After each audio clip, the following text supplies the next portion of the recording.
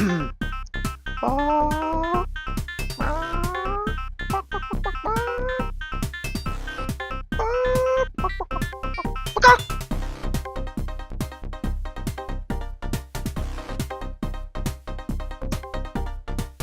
Yo, it's Aber Channel. I'm back.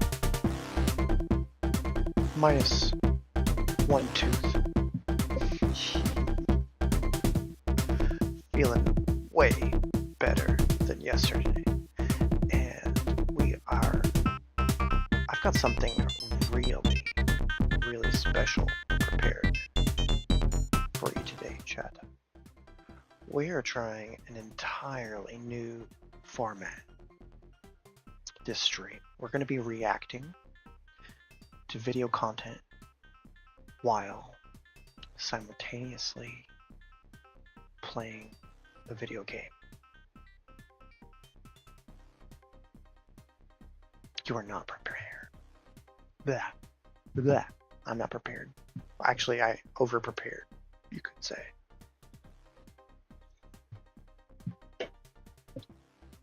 Anyway, let's jump right into Windrose.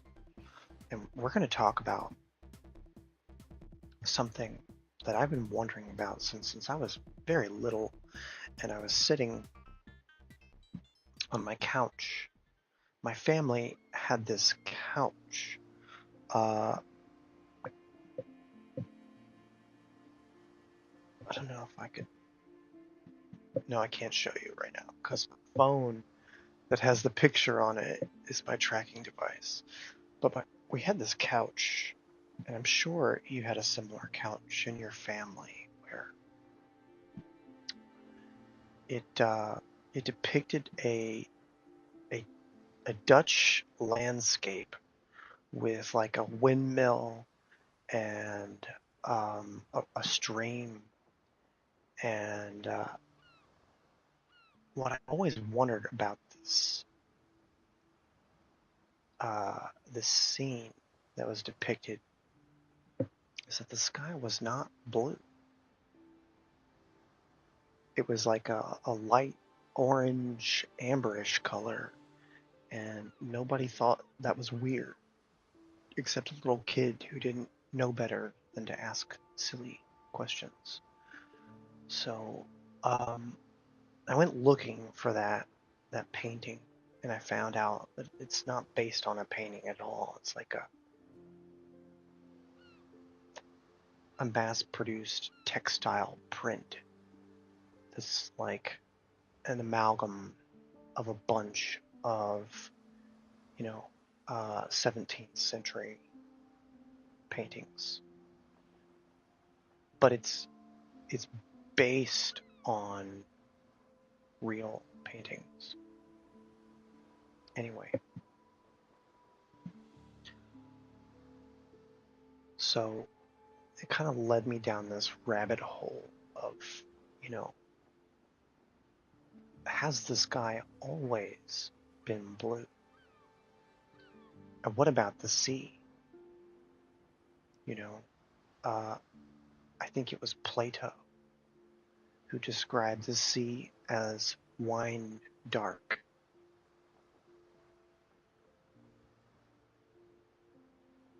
I don't know about you, chat, but wine ain't blue. I've never had a blue wine before. Actually, my favorite wine is called Blue Nun, and it's not blue either. The bottle is blue.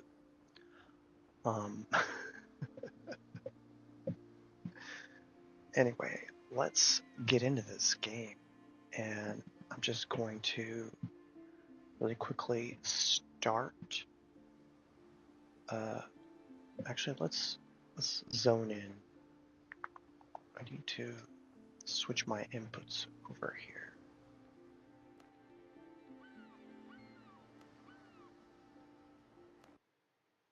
Okay, this is perfect time to start the video. If I can.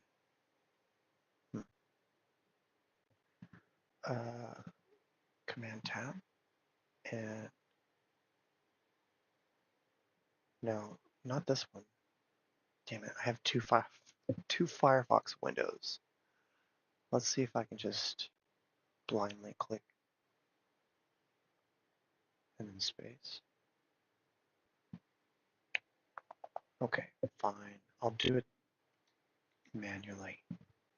Let me just switch my inputs over here and hopefully it doesn't fuck everything up. Ready?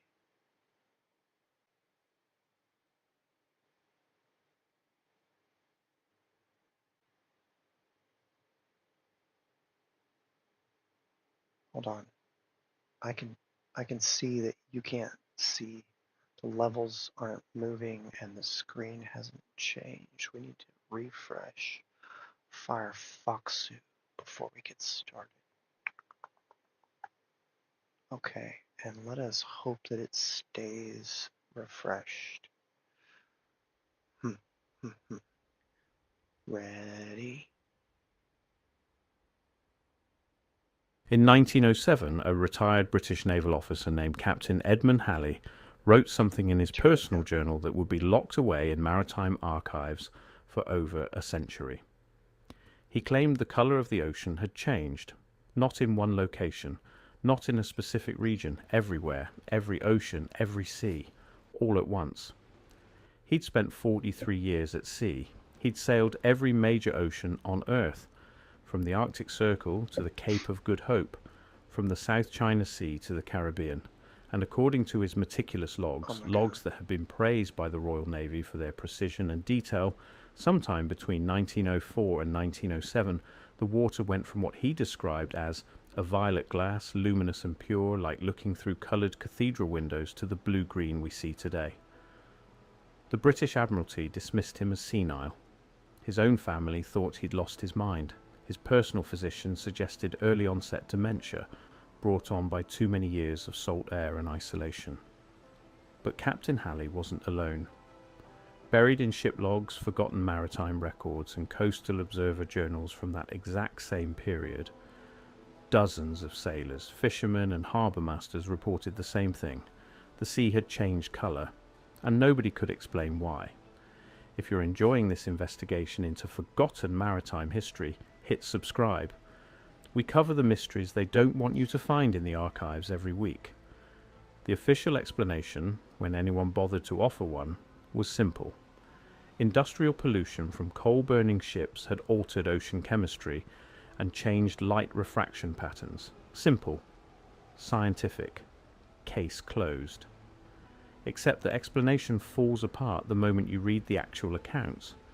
Because these sailors weren't describing a gradual shift from pollution.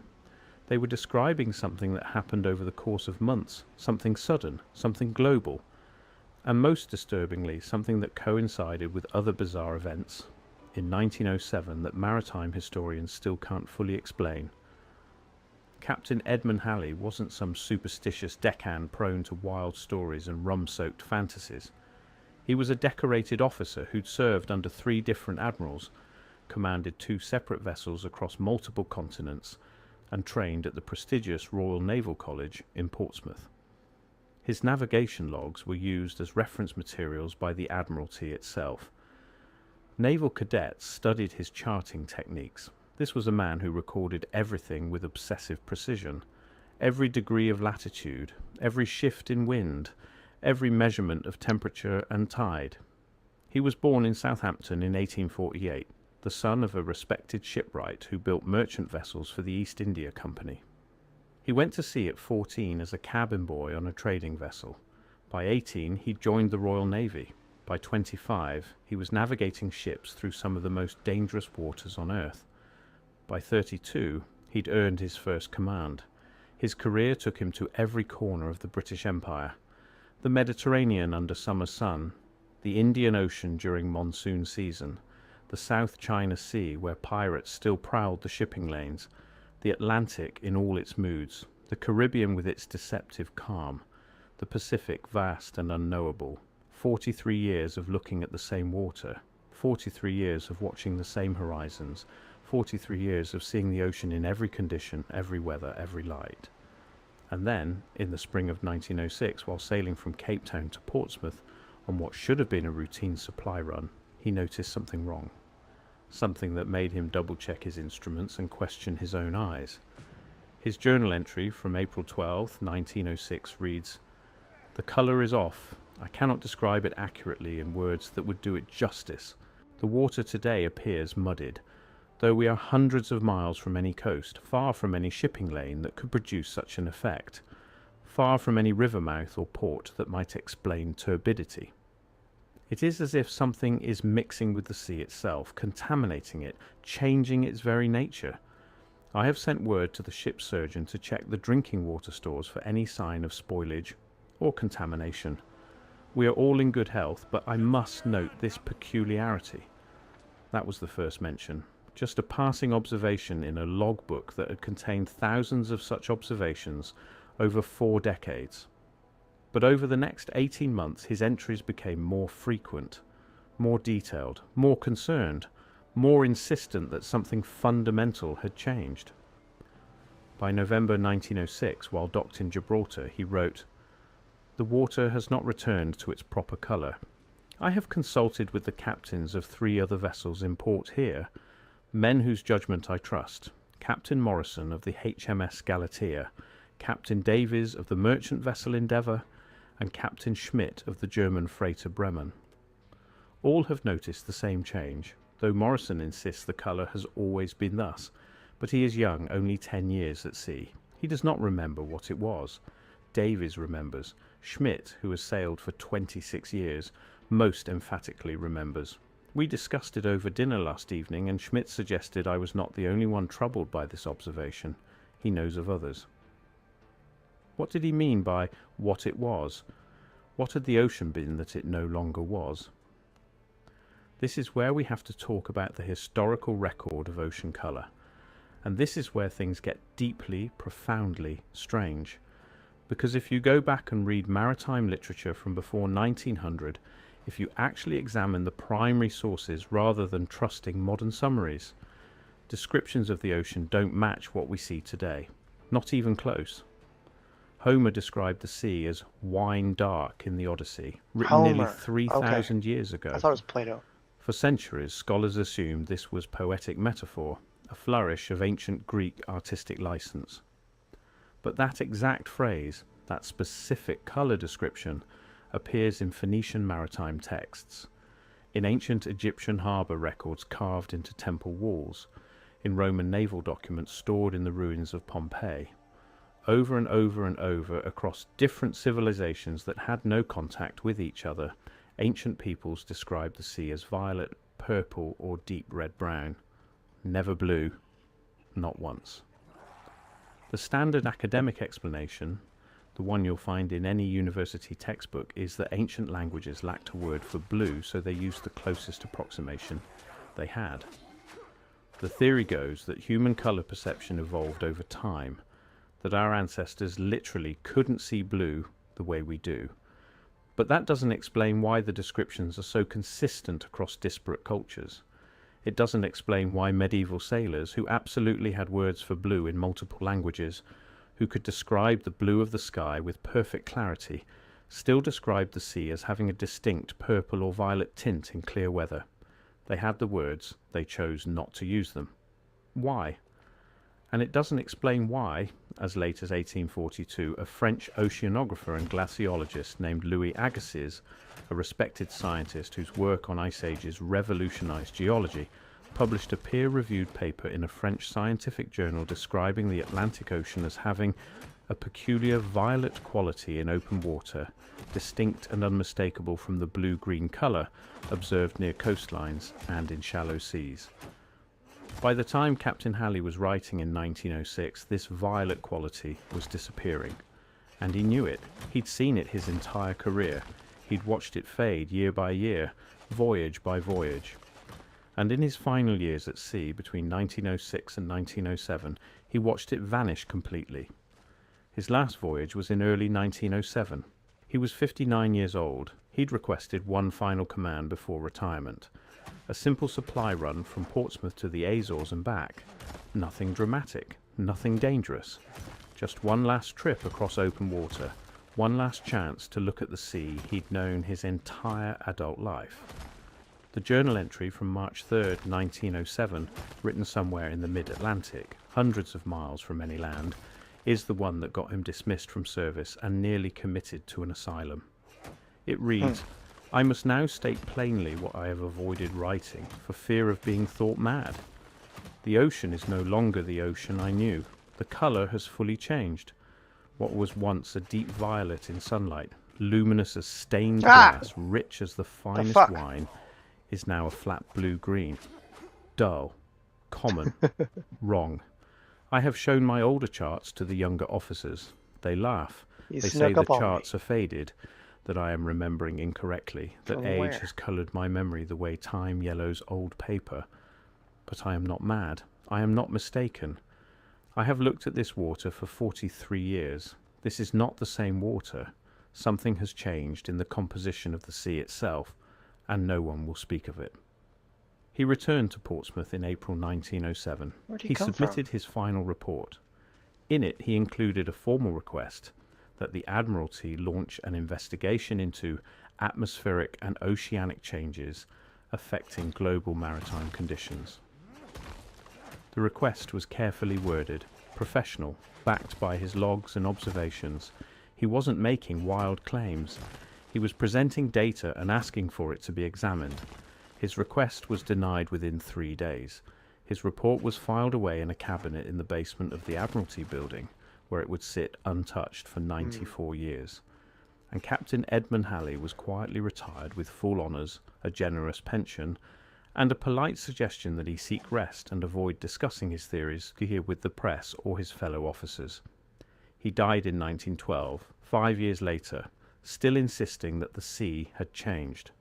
His family burned most of his personal papers after his death, embarrassed by what they saw as the ramblings of an old man who'd spent too long at sea, whose mind had been damaged by decades of salt air and solitude. But his official logs survived, the ones submitted to the Admiralty, the ones that were property of the Crown. And when you cross-reference them with other maritime records from the same period, records scattered across archives in 6 different countries, a pattern emerges, a deeply unsettling pattern. Between 1904 and 1908, there are at least 47 separate documented reports from sailors, marine biologists, lighthouse keepers, and coastal observers describing a change in ocean colour. They're scattered across different archives, different countries, different languages. Most were dismissed or ignored at the time, but they're all there. They're all real. And they all describe the same thing happening in the same narrow window of time, a violet sea turning blue. In 1904, a Greek sponge diver named Demetrios Kondos wrote to the Hellenic Navy reporting that the waters around the island of Antikythera had lost their purple clarity, and that visibility underwater had changed in ways he couldn't explain. He was ignored. In early 1905, a Norwegian fishing captain named Olaf Jensen filed a formal complaint with the harbour master in Bergen, claiming that the North Sea had changed colour and that fish populations were behaving erratically as a result, migrating in unusual patterns. His complaint was dismissed as superstition. By 1906, the reports were increasing in frequency. A French lighthouse keeper on the coast of Brittany reported the change in his official log. An American whaling captain in the Pacific wrote about it in letters to his wife. A Dutch merchant sailor in the East Indies mentioned it in passing to a harbour official in Jakarta. They didn't know each other. They had no way of coordinating their stories. They were separated by thousands of miles of ocean and multiple continents. But they were all describing the same phenomenon, happening at the same time, all over the world. And then, in late 1907, the reports stopped. Not because the phenomenon ended, not because the ocean returned to its original colour, but because by late 1907 the new colour had become normal. The old colour was forgotten, and anyone who insisted on remembering it, anyone who claimed the sea had once been violet, was dismissed as confused or insane or simply old and unreliable. So what actually happened? What were these dozens of experienced sailors and observers actually witnessing. The official explanation is industrial pollution. The theory is that the massive increase in coal-burning ships during the late 19th and early 20th centuries released enough particulate matter into the atmosphere to alter how light refracted through ocean water. This changed the apparent colour of the sea from violet tinted to blue-green. It's simple, it's scientific, and it falls apart the moment you examine it closely. First, the change was sudden, not gradual. Ships had been burning coal for decades before 1904. If pollution was the cause, the colour should have been changing gradually throughout the 1880s and 1890s. But it wasn't. Second, the change was global and simultaneous. Ships in the Pacific reported it at the same time as ships in the Atlantic. Pollution doesn't work that way. It spreads slowly, affects local areas first, takes years to have global impact. Theory 2 is volcanic activity. There were several major volcanic eruptions between 1902 and 1906. Mount Pelée in Martinique in 1902, killing 30,000 people in minutes when a pyroclastic flow engulfed the city of Saint-Pierre. Santa Maria in Guatemala, also in 1902, one of the largest eruptions of the 20th century. Xudak in Russia in 1907.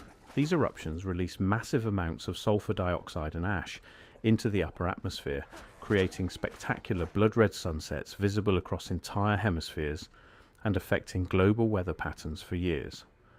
We know from more recent volcanic events like Pinatubo in 1991 or Krakatoa in 1883 that such eruptions can dramatically alter atmospheric conditions.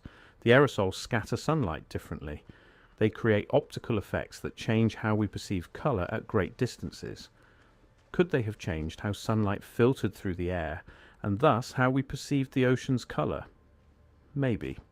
For a while. But volcanic effects are temporary. Within a few years, typically 3 to 5 at most, the aerosols settle out of the atmosphere or disperse, and atmospheric conditions return to normal. If volcanic eruptions were the cause, the sea should have returned to its original violet colour by 1910 or 1912 at the latest. But it didn't. The blue-green colour persisted. It's still the colour we see today, over a century later. That doesn't match the volcanic timeline.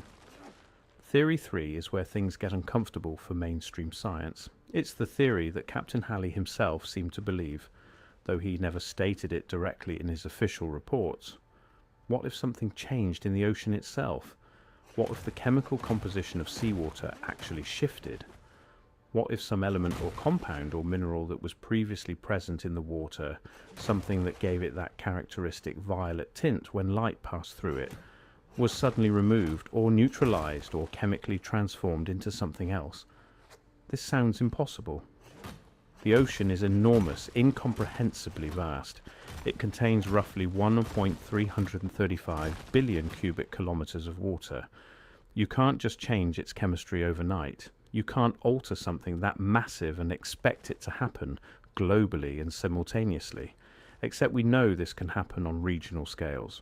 Algae blooms change water colour all the time, sometimes over areas the size of small countries, turning blue water green or brown or even red in a matter of days.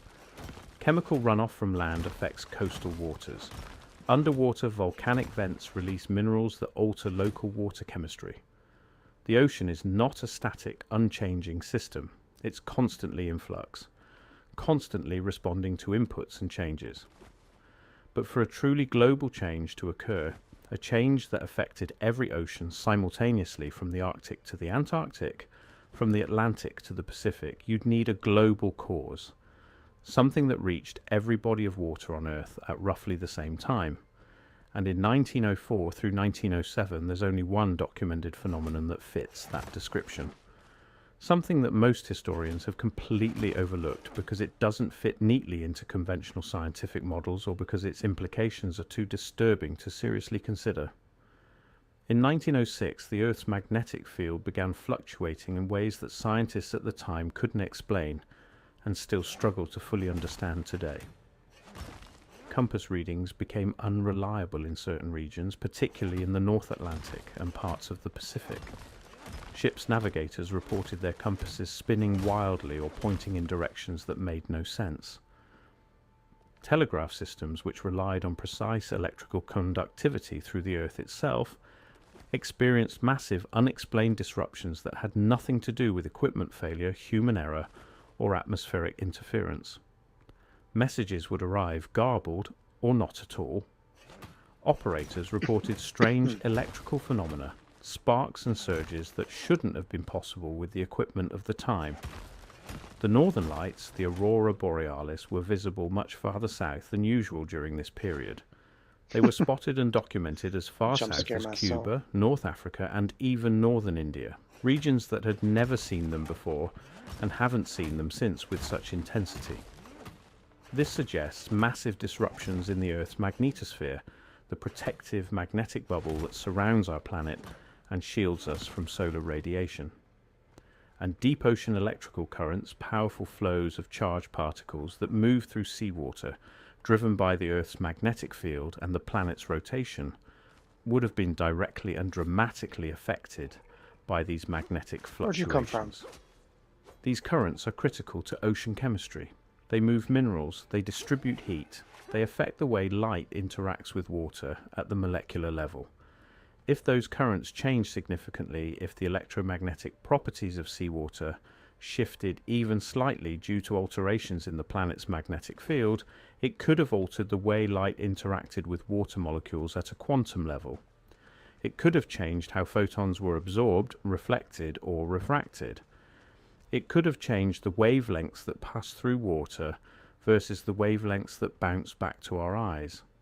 It could, in short, have changed the colour we perceived when we looked at the ocean, not because the water itself changed chemically, but because the way light and water interacted had fundamentally shifted.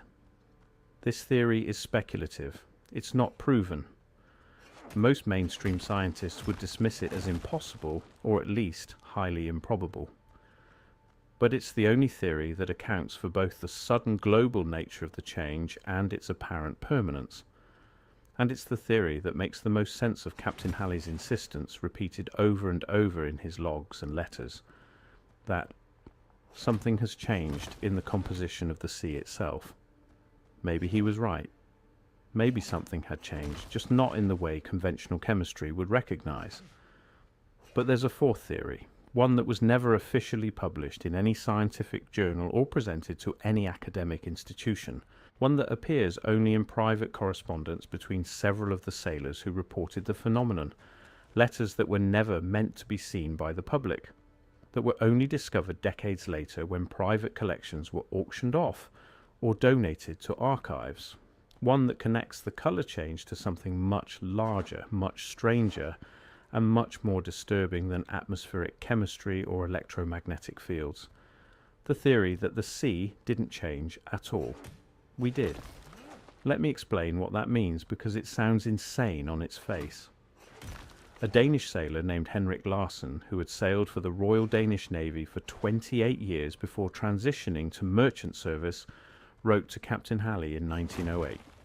His letter, which survived in a private collection and was auctioned at Sotheby's in 1998 for a surprisingly high sum, given its obscure content, describes not just the ocean colour change, but a whole series of other anomalies he'd noticed around the same time period.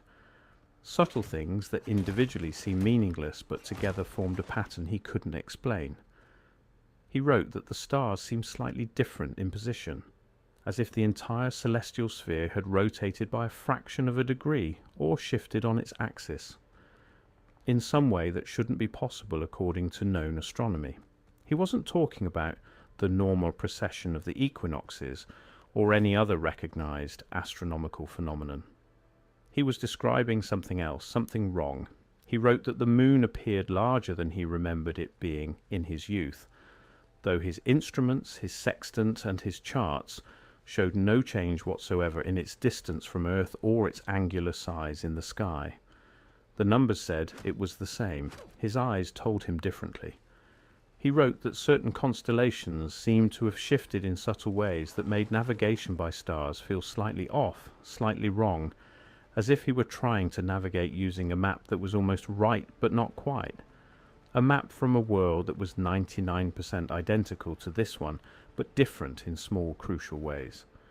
He acknowledged multiple times in his letter that this sounded insane, that he feared even writing it down, that he expected Captain Halley to think him mad. But he'd been navigating by stars for 30 years. He knew the night sky the way you know your own neighbourhood, the way you know the face of someone you've loved for decades. And something was off. Something had changed. And he didn't know how to explain it except to say that it felt like the world itself had shifted slightly, had moved sideways in some direction that didn't have a name. These letters were dismissed as paranoid fantasies. But what if they weren't? What if something did shift in 1906 and 1907? Not just the ocean, something bigger. There's a concept in fringe historical research, a theory that's often dismissed by mainstream academics, but that has a surprising amount of circumstantial evidence supporting it, often associated with the broader Tartaria theory and the idea of a hidden or rewritten history.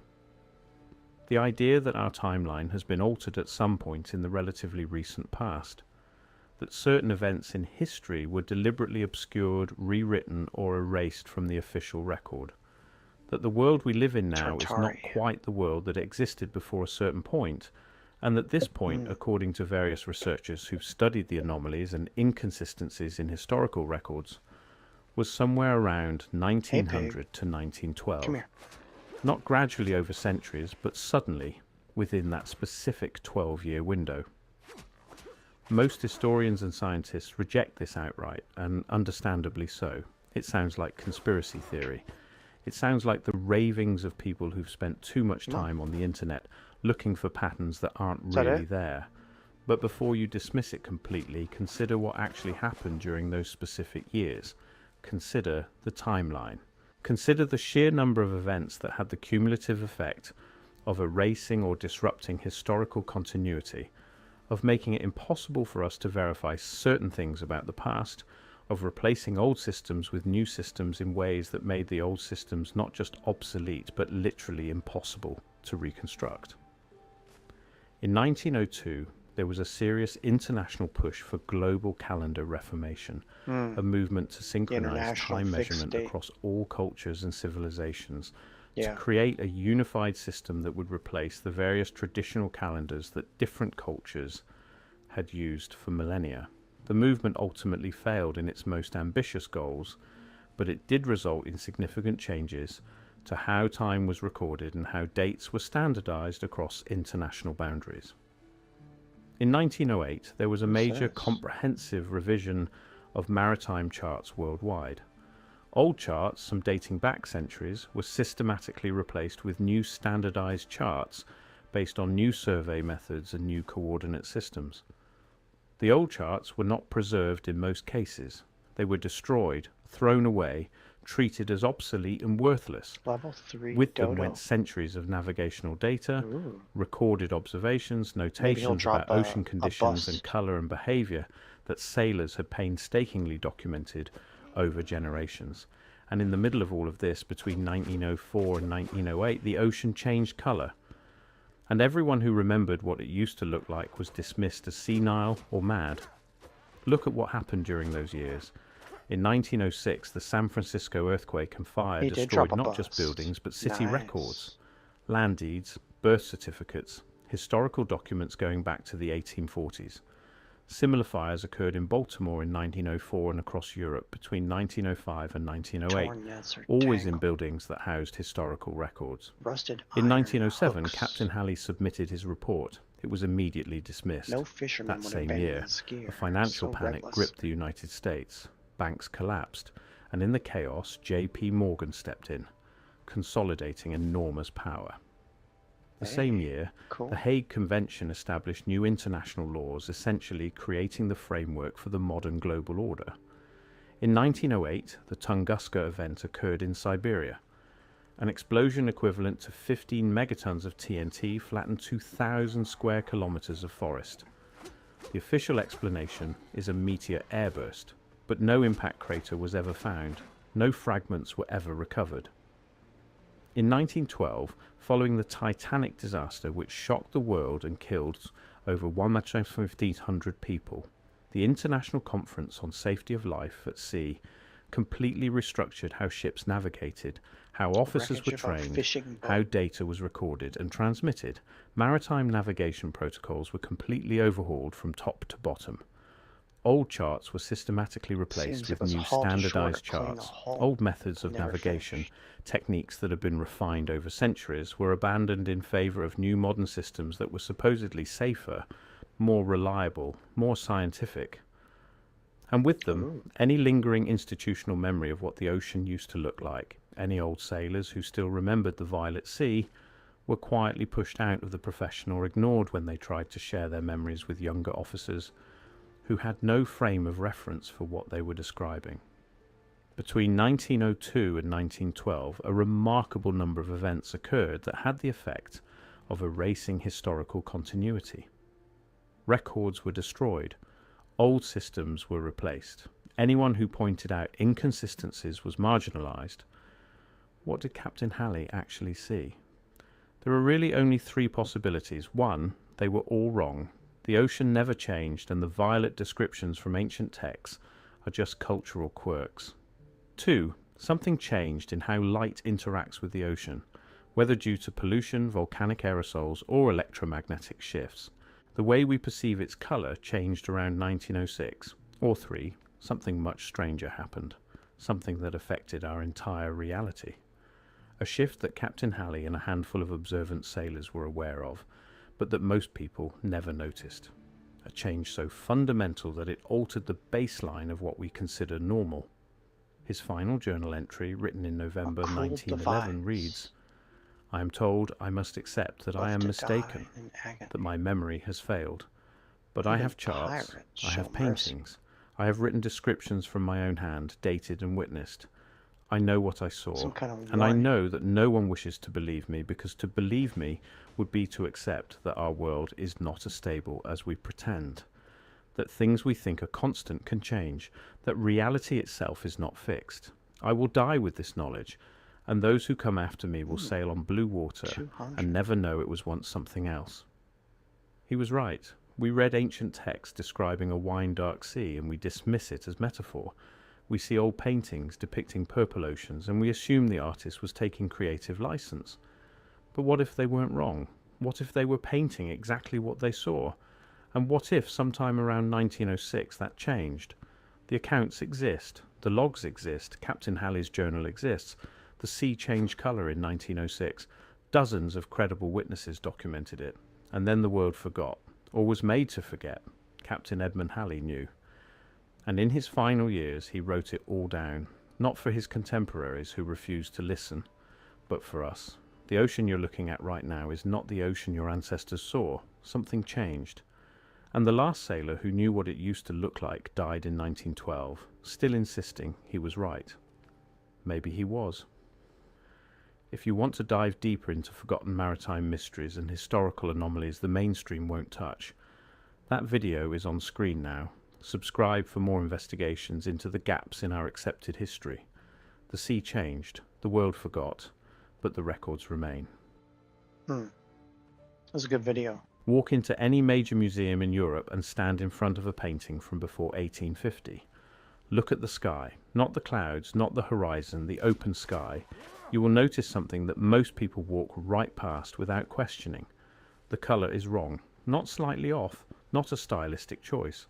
Wrong in a way that should be impossible if the sky we see today is the same sky that existed when those painters set up their easels and looked upward. They are not painting blue, not the blue we know. They are painting oranges, deep ambers, pale yellows, pinks that bleed into white. Sometimes the sky in these paintings looks more like a sunset at every hour of the day, and the painters who made them were not making errors. They were not being poetic. These were technical craftsmen who built careers on accuracy. Men like Rembrandt, Constable, Turner. Their entire reputation depended on painting what they saw. So either they all agreed to lie about the colour of the sky for 300 years, or the sky they were looking at was genuinely different from the one above you right now. This is not a fringe theory hiding in a dark corner of the internet. The colour of the sky in historical paintings has been analysed by atmospheric scientists. The conclusions they reached are uncomfortable, and the explanation that most historians have settled on is only half of the answer, because the other half takes you somewhere the official version of history refuses to go. Before 1800, Earth had a different atmosphere. The light that reached the ground was filtered differently. The scattering of sunlight produced colours at midday that we now only see at dusk. The reason most scientists agree on is particle density in the upper atmosphere. More particles means more scattering of shorter wavelengths. Red and orange light pushes through. Blue gets eaten. That much is settled physics. What they will not say clearly, what gets buried in footnotes and academic qualifications, is what caused the atmospheric shift in the first place. Because the answer points to something being removed from this planet at a scale so enormous that it rewrote the chemistry of the air we breathe. The trees are gone. Not some of the trees, a category of tree that no longer exists anywhere on Earth. And when they disappeared, the sky changed colour permanently. There is a researcher whose work became impossible to ignore once you encounter it. Ludmila Chernaya, and separately the work published under the name Matveychik. I am both working in Russian and largely untranslated, both pointing at the same thing. The geological and biological record of Earth contains evidence of trees that were not trees the way we understand trees. They were organisms of an entirely different scale, hundreds of meters tall, trunks measured not in feet but in city blocks, root systems so deep they reached the water table at depths we now call aquifers. These were not plants, they were atmospheric processes, living structures that regulated the particle content of the upper atmosphere the way a kidney regulates blood chemistry. When I'm you glad look at we- old maps and you see regions marked as forests, you are not looking at what we imagine when we hear that word today. You are looking at designations for ecosystems that had no modern equivalent. Regions where the canopy reached so high that the boundary between forest and cloud was genuinely blurred. In the Tartaria hypothesis, the civilization that occupied the Eurasian landmass before the reset was not primitive. It was not a collection of scattered tribes slowly building toward modernity. It was a functioning civilization with infrastructure, energy systems, and a relationship with its environment that we have not recovered the vocabulary to describe.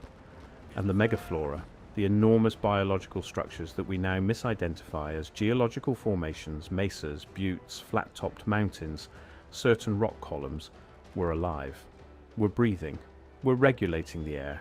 Look at a photograph of the Deccan Plateau. Look at the columnar basalt formations at the Giant's Causeway.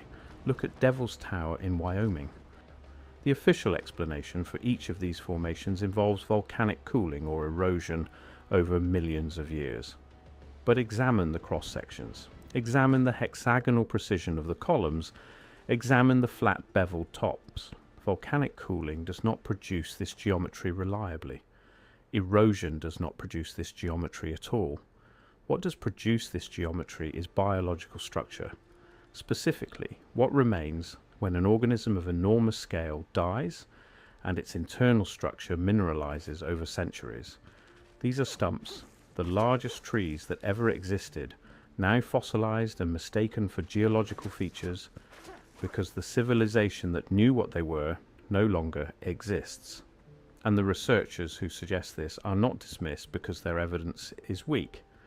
They are dismissed because their evidence, if correct, and requires a complete rewriting of natural history. And here is where the painting evidence becomes more than just an art history curiosity. The shift in sky colour visible in European paintings does not happen gradually over centuries. It happens in a window, roughly 1780 to 1830. If you map the sky colours in paintings chronologically, the amber and orange skies appear consistently up through the late 18th century. Then something happens. Within a few decades, the sky in paintings begins shifting toward the blue we know today. By the mid-1800s, the transition is essentially complete. 1780-1830. That window should mean something to you, because that is the window of the Grand Reset. That is the period that Tartaria researchers have identified as the event horizon. when the point at which the previous civilization was erased and the current historical narrative was installed over the wreckage. The mud flood events, the buried ground floors across every major city in Europe and North America, the orphan trains, the thousands of children with no parents and no origin story absorbed into the new population after the reset depopulated entire regions. The forest clearing that conventional history calls deforestation for agriculture and industry happened in this same window. The timber trade that historians describe as a natural consequence of industrialization produced a volume of wood that does not make sense given the trees that supposedly produced it. The forests of pre-industrial Europe, even at their historical maximum, could not have yielded the cubic meters of timber that the 19th century consumed unless what was being cut was vastly larger than what those words usually describe. And when they were cut, the atmosphere destabilized. The particle regulation that the megaflora had maintained for millennia collapsed. The upper atmosphere lost its density buffer. Sunlight began reaching the ground at different wavelengths. The sky went blue. This is not a metaphor. This is a chemical sequence that follows directly from the removal of the biological infrastructure that was managing atmospheric composition. The painters of the 1830s and 1840s were not painting a new aesthetic. They were recording a new physical reality. The sky above them was genuinely different from the sky their grandfathers had painted. There is a work by J.M.W. Turner that atmospheric scientists have studied specifically because it is anomalous. His painting of the eruption at Tambora in 1815 and the years of unusual skies that followed. Turner's skies from that period are extraordinary. Vivid orange, deep blood reds at midday. The scientists who studied his work used it to reconstruct sulfate particle levels in the post-Tambora atmosphere. The methodology worked. Turner was accurate. His paintings were functioning atmospheric data, which means every painter before 1800 who painted an amber sky at noon was also recording accurate atmospheric data. And the question becomes not whether the sky was different, because it clearly was, but what was different about the air that produced those colours before any volcanic event explains it. Tambora was 1815. The anomalous sky colours in paintings precede Tambora by centuries. Something else was in the upper atmosphere. Something that was not volcanic aerosol. Something that was biological. Something that was slowly across the reset window being removed. The Smithsonian Institute was founded in 1846, right at the end of the reset window. Right at the moment when the new atmosphere was stabilizing and the new historical narrative needed an institutional guardian. The Smithsonian's early collections focused heavily on cataloguing natural history, on establishing baseline definitions for what a forest is, what a geological formation is, what constitutes a natural versus artificial structure. The timing is not an accident. You establish the definitions right after the event that made the previous definitions dangerous. The academic field of geology was formalized in the same window. Lyell's Principles of Geology, the foundational text for the discipline, was published in 1830, directly inside the reset window. Directly at the moment when the largest biological structures on Earth needed to be reclassified as geological features before anyone alive could clearly remember what they actually were. This is how erasure works. You do not burn every book. You reclassify what everything is, install the new definitions in new institutions with new authority, and wait for the generation that knew better to die. The sky is the most visible piece of evidence that something fundamental changed, because it is a data point that predates the new institutions. The painters made their records before the Smithsonian decided what a tree was, before Lyell decided what a rock formation was, before the orphan children of the reset grew up and produced the history textbooks that their own children would be taught from. The painters just looked up and recorded what they saw. You can go look at what they saw right now. The Rijksmuseum in Amsterdam has digitized its entire collection and put it online for free. Go search Dutch Golden Age landscapes. Open any exterior painting from the 1600s or 1700s and look at the sky, not the edge of the frame. the open midday 1, sky, 2, then tell yourself that 3. colour is just a stylistic Oh my choice. gosh. Tell yourself that hundreds of technically precise painters across multiple generations and multiple countries all independently decided to paint their skies the wrong colour for no reason, or accept the simpler explanation. The one that requires you to revise everything you were taught about what this planet looked like before 1800. The one that connects a colour in an old painting to a civilization that was erased so completely that we walk past its stumps every day and call them mountains. The trees that regulated this atmosphere are gone. The civilization that coexisted with them is gone. The sky that existed above both of them is gone. What we have left are the paintings, hundreds of thousands of them, sitting in museums and private collections and digitized archives, all quietly showing anyone who looks carefully enough that the world we inherited is not the world that was here before. Go further. Look at the botanical literature from the early 19th century. The field journals from the first wave of naturalists sent into North America, Siberia, and the interior of South America, all within roughly the same decades, the 1810s through the 1850s. These are the first official scientific surveys of those regions under the new institutional framework. And what they found, what they wrote before being trained to interpret it a certain way, was landscape that matched no living forest they had reference for. They described formations they called petrified wood, silicified trunks, mineralized organic structures emerging from hillsides and riverbeds in densities that strained explanation. The official interpretation that survived into textbooks is that these are ancient forests, hundreds of millions of years old, preserved by geological processes over vast time.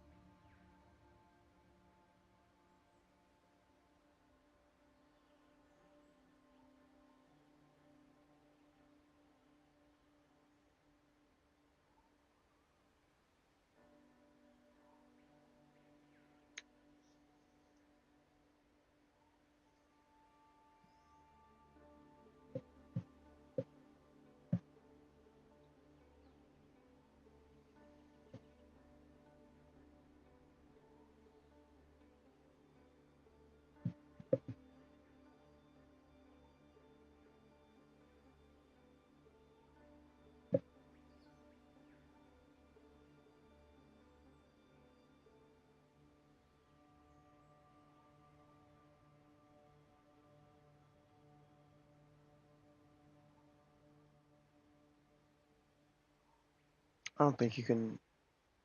I think we lost the Firefox. Oh no. Can you hear? Can you hear it?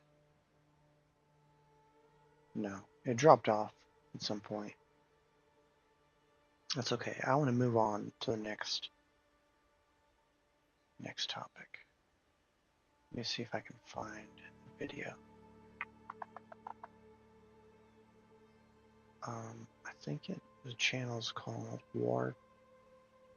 Oops.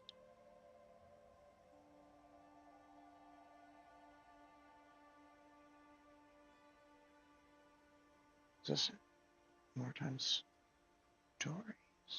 Maybe?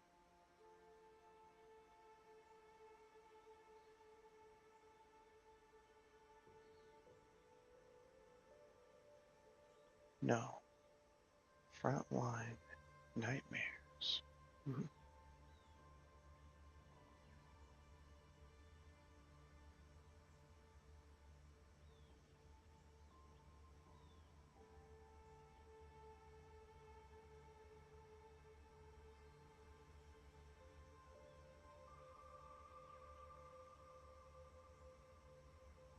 This one. Add to content queue.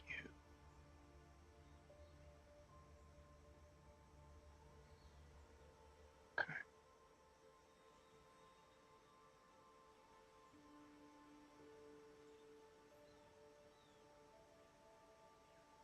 Back to content queue.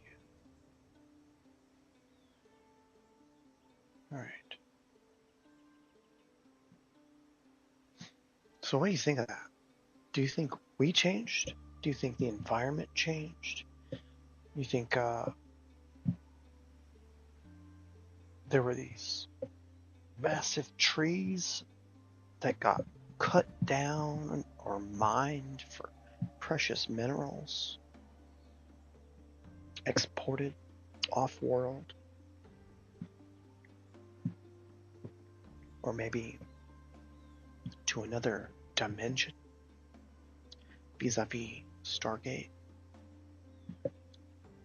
You know about the Stargates they found in Iraq? You know about the tomb of Gilgamesh, uh,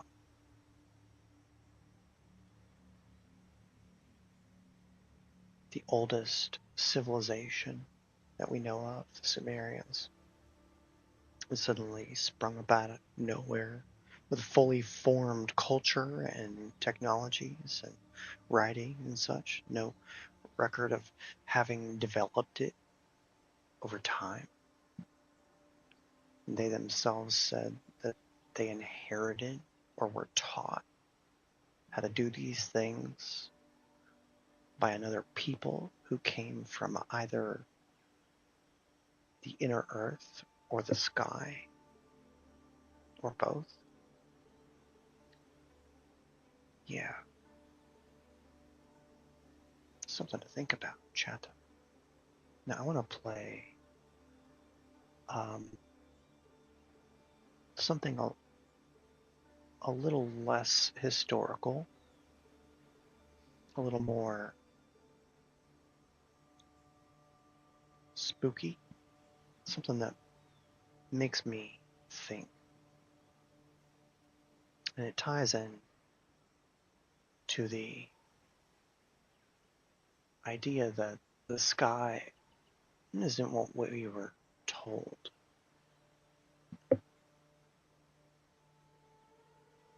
I don't know what the truth is, and I may never know until I get off this planet,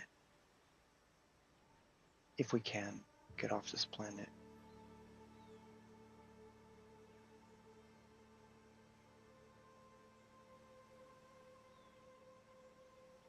Sometimes I think about the Challenger explosion. I wonder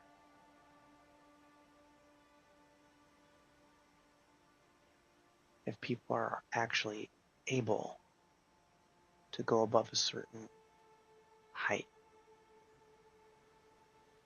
before they hit something solid. And that's what this next video is about. Let me just refresh the Firefox suit.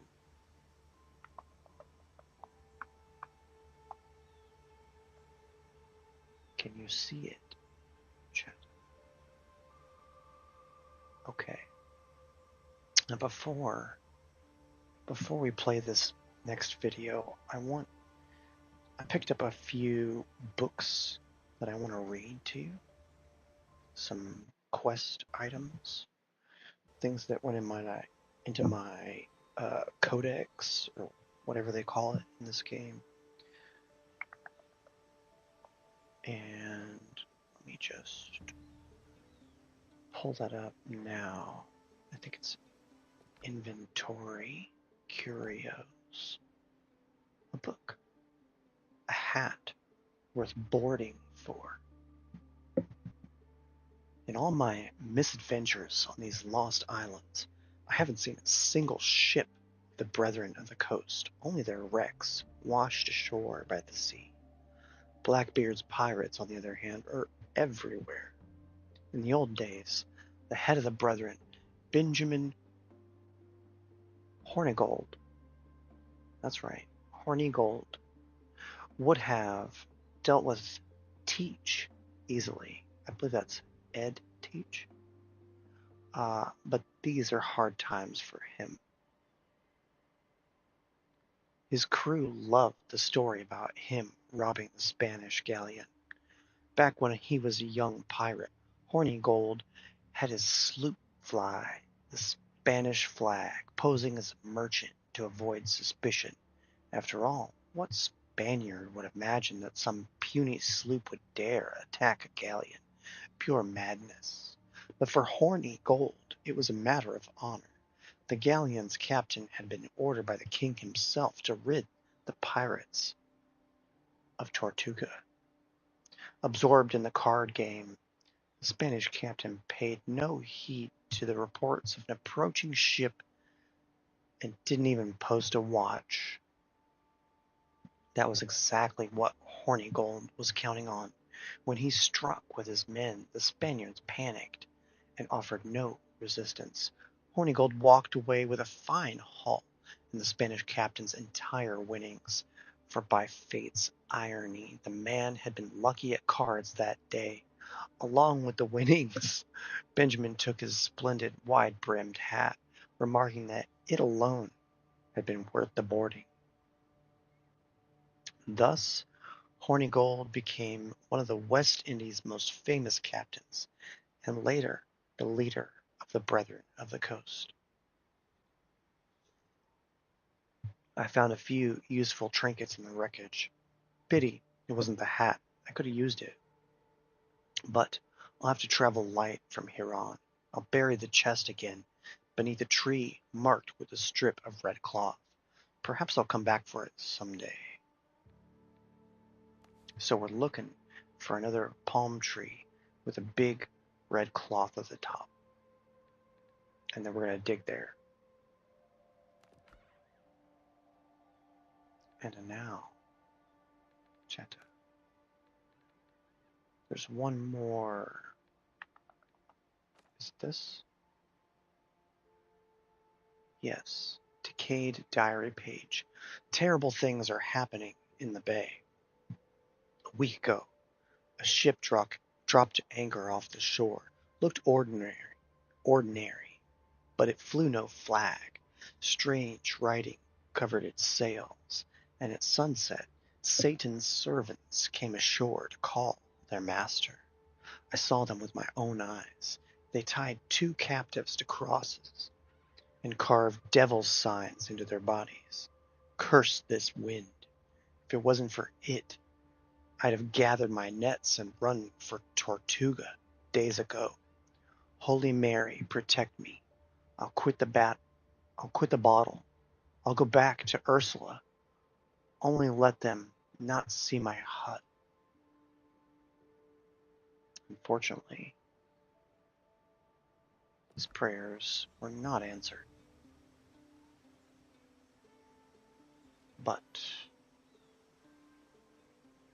let us look. I think it's right here. Do you see it? The red cloth at the top of this tree. Let me get my shovel.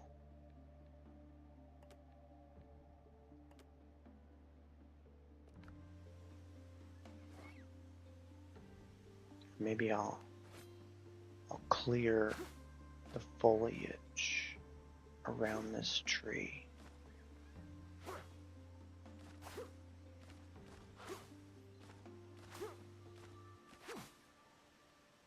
Because once I start digging,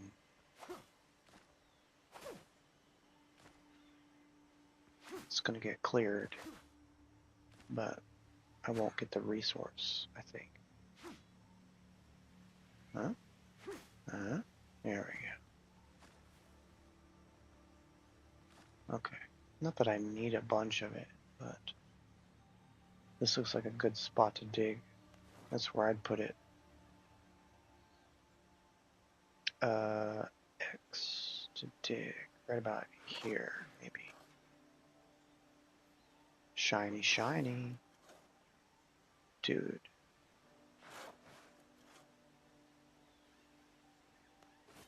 I'm good at this game. Oh, good. I was out of those. That's worth a lot, I think. A couple of gold coins, I think.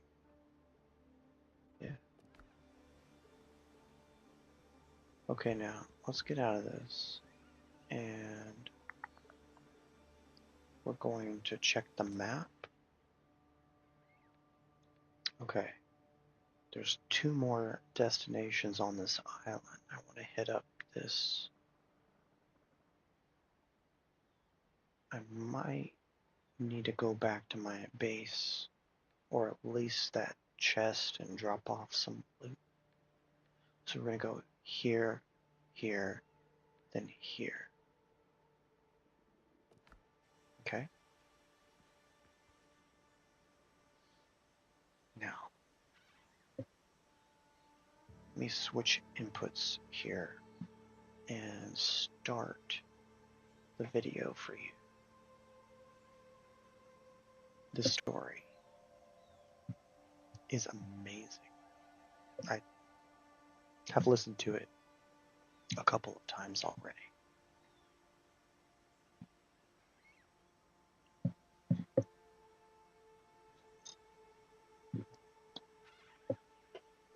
Let's see.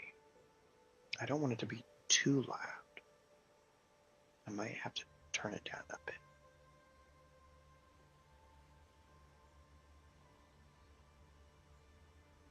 Oh no. Firefox is already fucking up.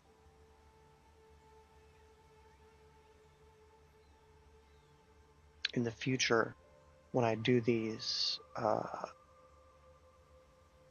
React gameplays, I think what I will do is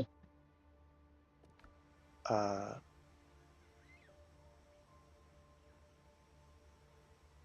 on. Oh my god. I think what I'll do is record or download the video to like an MP4, and then run it through a command line utility to compress the video, because it's all like, they're just like AI generated images. What's important is the audio. And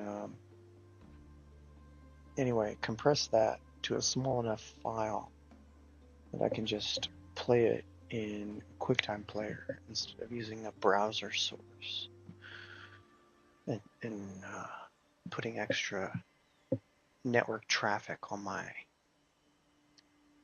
small ancient router.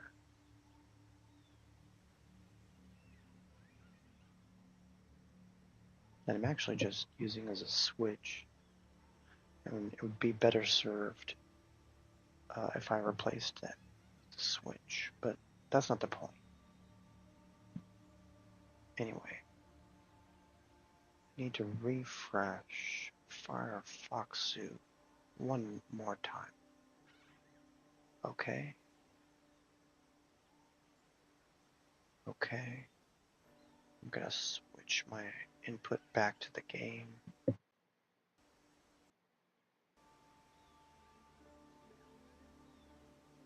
I'm gonna switch my keyboard and press K to play.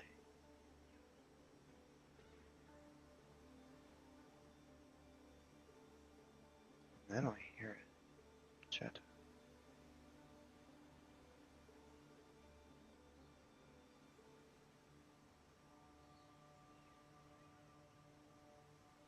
Well, that's a bummer. Alright, we'll switch it back.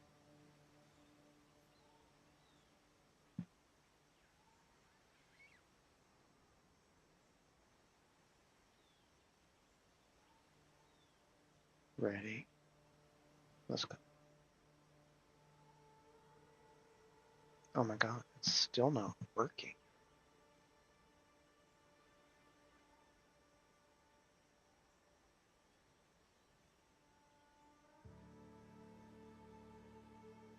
I'm starting to get annoyed at OBS being perpetually garbage.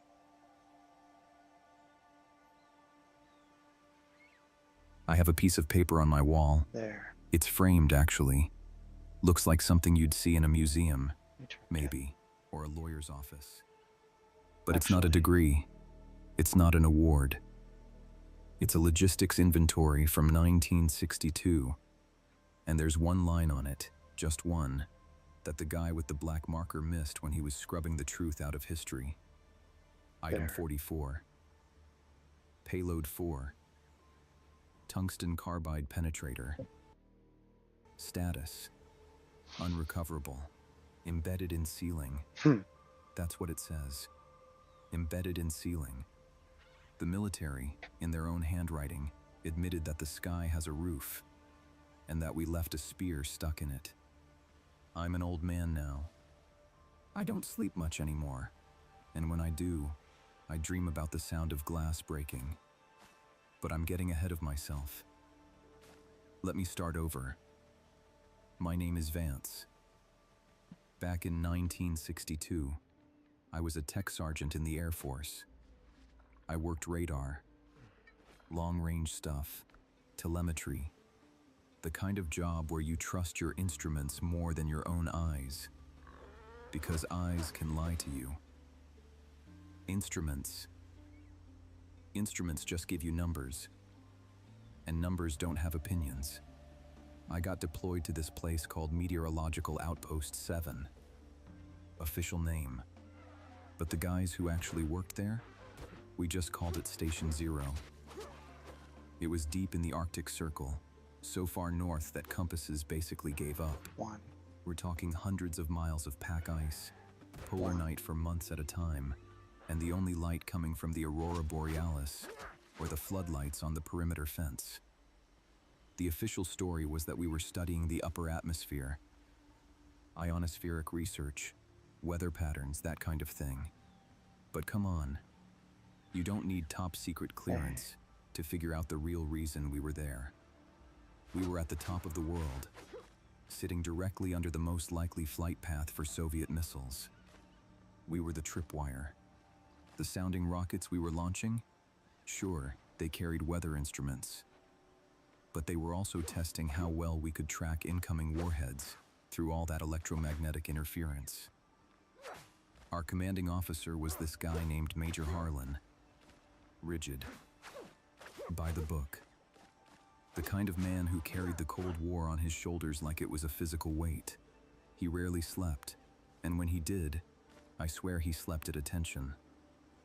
He spent most of his time hovering over the encrypted teletype machines, waiting for the message that would tell him the world was ending. He was terrified of the Soviets, sure, but mostly, he was terrified of high command. He reported every little fluctuation in our power grid like he expected to be court-martialed if a single snowflake fell without his permission. But Harlan wasn't the strangest guy at Station 0. That title belonged to Elias. Elias was a civilian, atmospheric physicist. Brilliant, but completely out of his element in the Arctic. He was jumpy, introverted, and he had this habit of looking at you like you were a math problem he couldn't quite solve. And the thing that always rubbed me the wrong way wasn't his personality, it was his focus. We were supposed to be studying the upper atmosphere, right? But half the time I walked past his office, he wasn't looking at weather patterns or telemetry data. He was poring over these old geological files, ice core samples from expeditions in the 1920s and 40s. I asked him about it once. I said, "Elias, what does a bunch of ancient frozen mud have to do with tracking rockets?" He looked at me with these wide, bloodshot eyes and muttered something about finding the baseline. He said he was tracking microscopic layers of silica and glass dust trapped in the ice, trying to figure out how often the sky had fallen in the past. I thought he was losing it. Cabin fever, you know? I brushed it off, but cabin fever was a real thing at Station 0. The isolation did things to men, and it wasn't just the dark and the cold. It was the base itself. From the moment I arrived, there was this hum this low-frequency vibration bleeding through the walls. You felt it in your teeth before you heard it with your ears. A deep, resonant thrum right at the edge of human hearing. I complained about it my second week. Told the engineering chief it was giving me headaches, bleeding into my radar headsets. He blamed the diesel generators. But I knew better. The frequency was too uniform. Generators fluctuate. They have a rhythm, a heartbeat that shifts under load. This was a flat, unbroken drone. It felt less like a machine and more like a physical pressure pressing down on the entire base. We just learned to live with it. Swallowed aspirin, turned up our radios. What else were we gonna do? Now, the routine at Station Zero was monotonous, agonizingly monotonous. Right up until the day we launched Payload 1. It was a Tuesday, late November. The polar night had fully set in, and outside, it was about 60 below zero. The wind was howling, shaking the concrete walls of the command center. Inside, the air smelled like ozone, burnt coffee, and nervous sweat. I was strapped into my chair at the primary tracking station, my job being simple: lock onto the rocket the second it cleared the pad, track its ascent, and monitor the telemetry data streaming back from the payload instruments. Harlan was standing behind me, staring at the main plotting board. Elias was pacing near the optical tracking station, waiting to coordinate the high-speed cameras. The rocket was a modified solid-fuel sounding rocket, about 40 feet tall. Target altitude was 85 miles, well into the thermosphere. The countdown crackled through the intercom. 10, 9, 8. I kept my eyes on the primary scope, hands resting on the calibration dials. 3, 2, 1. Ignition. Even buried under 10 feet of concrete and permafrost, we felt the launch. A deep, violent rumble. Dust drifting from the ceiling fixtures. On my screen, a bright, solid return blossomed in the center of the crosshairs. Radar lock confirmed. I called out. Target is tracking. Ascension rate nominal. Keep your eyes on the telemetry, Sergeant, Harlan barked. Not that I needed the reminder. The paper strip charts beside my console began clattering, spitting out long ribbons of data. Passing 20 miles, I reported. Velocity is Mach 3.5. All payload sensors are green. Passing 50 miles. Velocity Mach 4.2. Entering the mesosphere. 60 miles. Velocity Mach 4.8. Payload separation in T-minus 15 seconds. At this altitude, the atmosphere is so thin it's basically a vacuum. A rocket up there is just a bullet traveling through empty space. 70 miles, I said. Velocity Mach 5. Approaching target altitude. And then, at exactly 73 miles above the surface of the Earth, the laws of physics just stopped working. The telemetry strip chart let out this violent, high-pitched mechanical whine as the printing needles slammed across the paper. The radar scope flared with a burst of static. I leaned forward, my face inches from the glass, trying to process the numbers suddenly flooding my console. What's happening, Sergeant? Harlan demanded, stepping up right behind my chair. Is that an Did we lose undead the signal? or? Did the payload detonate? No, sir, I said, my voice faltering for the first time. Telemetry shows the payload is intact.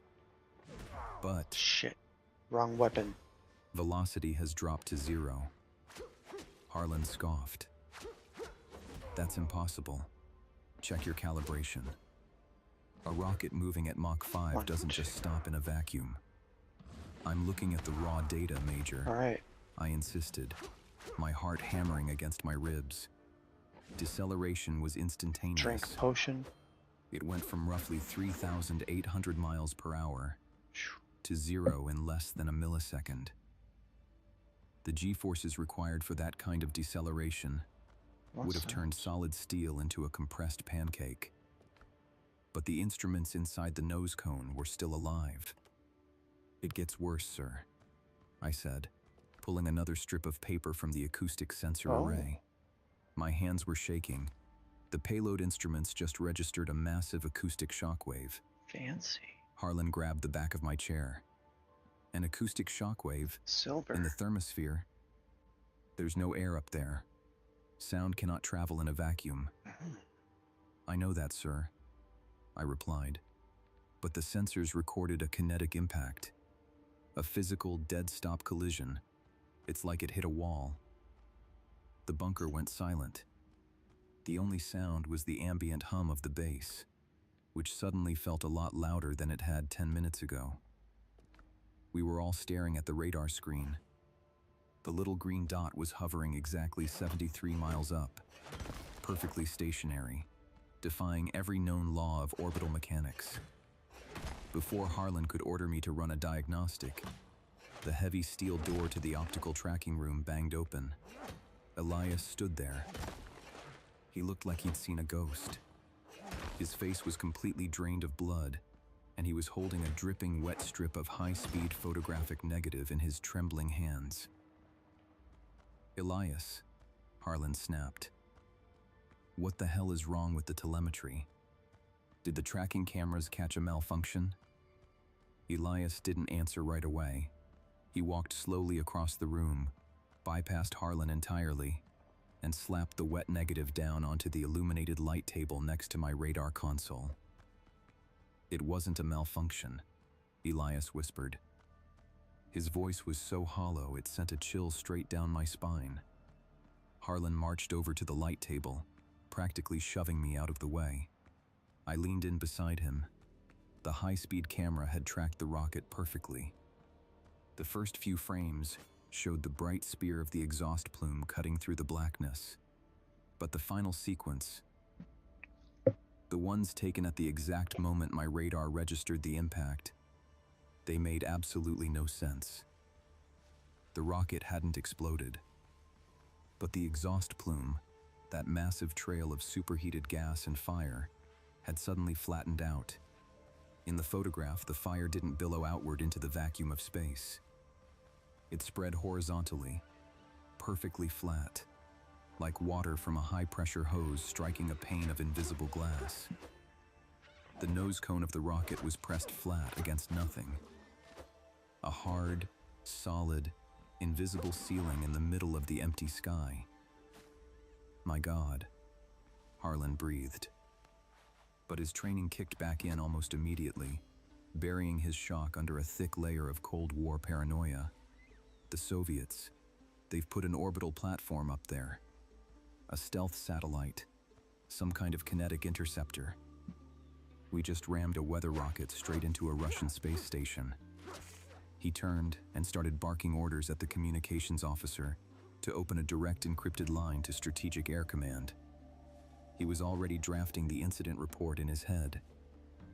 But as Harlan walked away, Elias leaned down, bracing his hands on the edge of the light table. He looked at me, his face pale in the glow of the fluorescent bulb beneath the glass. "He's wrong, Vance," Elias whispered, his voice trembling so badly I could barely hear him over the hum of the room. He reached out and traced a trembling finger along the flattened edge of the exhaust plume on the negative film. "Look at the impact zone," Elias said, his eyes welling with tears. "Look at the shape of the barrier." I squinted at the film. The fire from the rocket had spread outward for hundreds of yards across the invisible surface, illuminating it for a fraction of a second. It wasn't flat, and it wasn't the jagged, angular hull of a Soviet satellite. The invisible ceiling had a slight, undeniable curve to it. "A satellite wouldn't look like that," Elias whispered, his voice cracking with a terror I'd never heard from a grown man. "The curvature of that barrier, Vance. It matches the curvature of the Earth. Harlan stared at Elias for a long, heavy moment. For a second, I thought he was going to pull his sidearm. Then the military conditioning took over. The firewall of denial slammed down so hard you could almost hear it. "You're hysterical, Elias," Harlan said, his voice dropping to a dangerous, quiet rasp. "You are a civilian contractor, and you are currently buckling under the stress of an isolated deployment. What you are suggesting is scientifically illiterate, and frankly borderline treasonous if you start spreading that kind of panic among my men." "Major, look at the photograph," Elias pleaded, tapping the glass. "I'm not making this up. The math is right there. A Soviet satellite does not have a surface area large enough to force a lateral thrust deflection of that magnitude." "It's an optical illusion," Harlan snapped, snatching the wet film off the table and rolling it into his fist. "A trick of the light caused by ionized gases in the thermosphere. Or it's a Soviet atmospheric test that deployed a massive reflective balloon to blind our radar. That is the official assessment, and that is what I am reporting to Strategic Air Command." He turned his back on Elias and looked directly at me. "Sergeant Vance, you will scrub that radar sweep from the primary logs. You will classify the telemetry data under a code word, absolute lockdown. As of this moment, Station 0 is at Condition Delta. No personnel are permitted outside the bunker perimeter without my express written authorization. All outbound communications are suspended except for my direct encrypted line to SAC. If anyone asks, Payload 1 experienced a catastrophic second stage failure and was vaporized. Do you understand me?" "Yes, sir," I said, my voice entirely flat. I didn't argue. In the military, when a commanding officer gives you a direct order that contradicts reality, you don't fight it. You execute it, and you document it to save your own skin later. But as Harlan marched out of the radar room, leaving Elias standing there looking like a man who'd just been sentenced to death, I looked back at my primary scope. The bright green blip of the payload was still sitting there, exactly 73 miles up. It wasn't falling. It wasn't drifting. It was pinned against the sky. It stayed on my screen for another 4 hours, mocking me until the internal batteries finally froze and died. The lockdown fundamentally changed the atmosphere at Station 0. Before the launch, the base was just a boring, freezing hole in the ground. Now, it felt like a tomb. Condition Delta meant the heavy blast doors were sealed tight. We had armed security personnel standing guard in the subterranean corridors, holding M1 carbines and looking entirely confused about who they were supposed to be shooting at. Harlan had them watching the doors, but he wasn't trying to keep the Soviets out. He was keeping us in. The psychological toll began to rot the morale of the 40 men trapped down there. But the worst part wasn't the claustrophobia. It was the hum. Before the launch, it had been a nuisance, something you blamed on the generators. But in the days following the impact, the hum escalated. It didn't get louder in the traditional sense, but the physical pressure of it intensified. It was a relentless, grinding thrum that seemed to bypass the ears entirely and resonate directly inside the bones of your skull. Guys in the barracks started complaining of severe migraines. The medics were handing out aspirin like candy, but it didn't do a damn thing. You could feel the vibration in the handle of your coffee mug. You could see it rippling the surface of the water in the mess hall pitchers. The base mechanic came into the radar bunker one night with a bloody rag pressed to his face. He said his back molars were aching so badly, his gums had started to bleed. I tried to be pragmatic about it. I was a tech sergeant, a man of instruments and logic. During my mid-watches, I ran every diagnostic I could think of. I hooked a spectrum analyzer up to the base's primary electrical grid, looking for a faulty transformer or a grounding issue. The electrical grid was perfectly clean.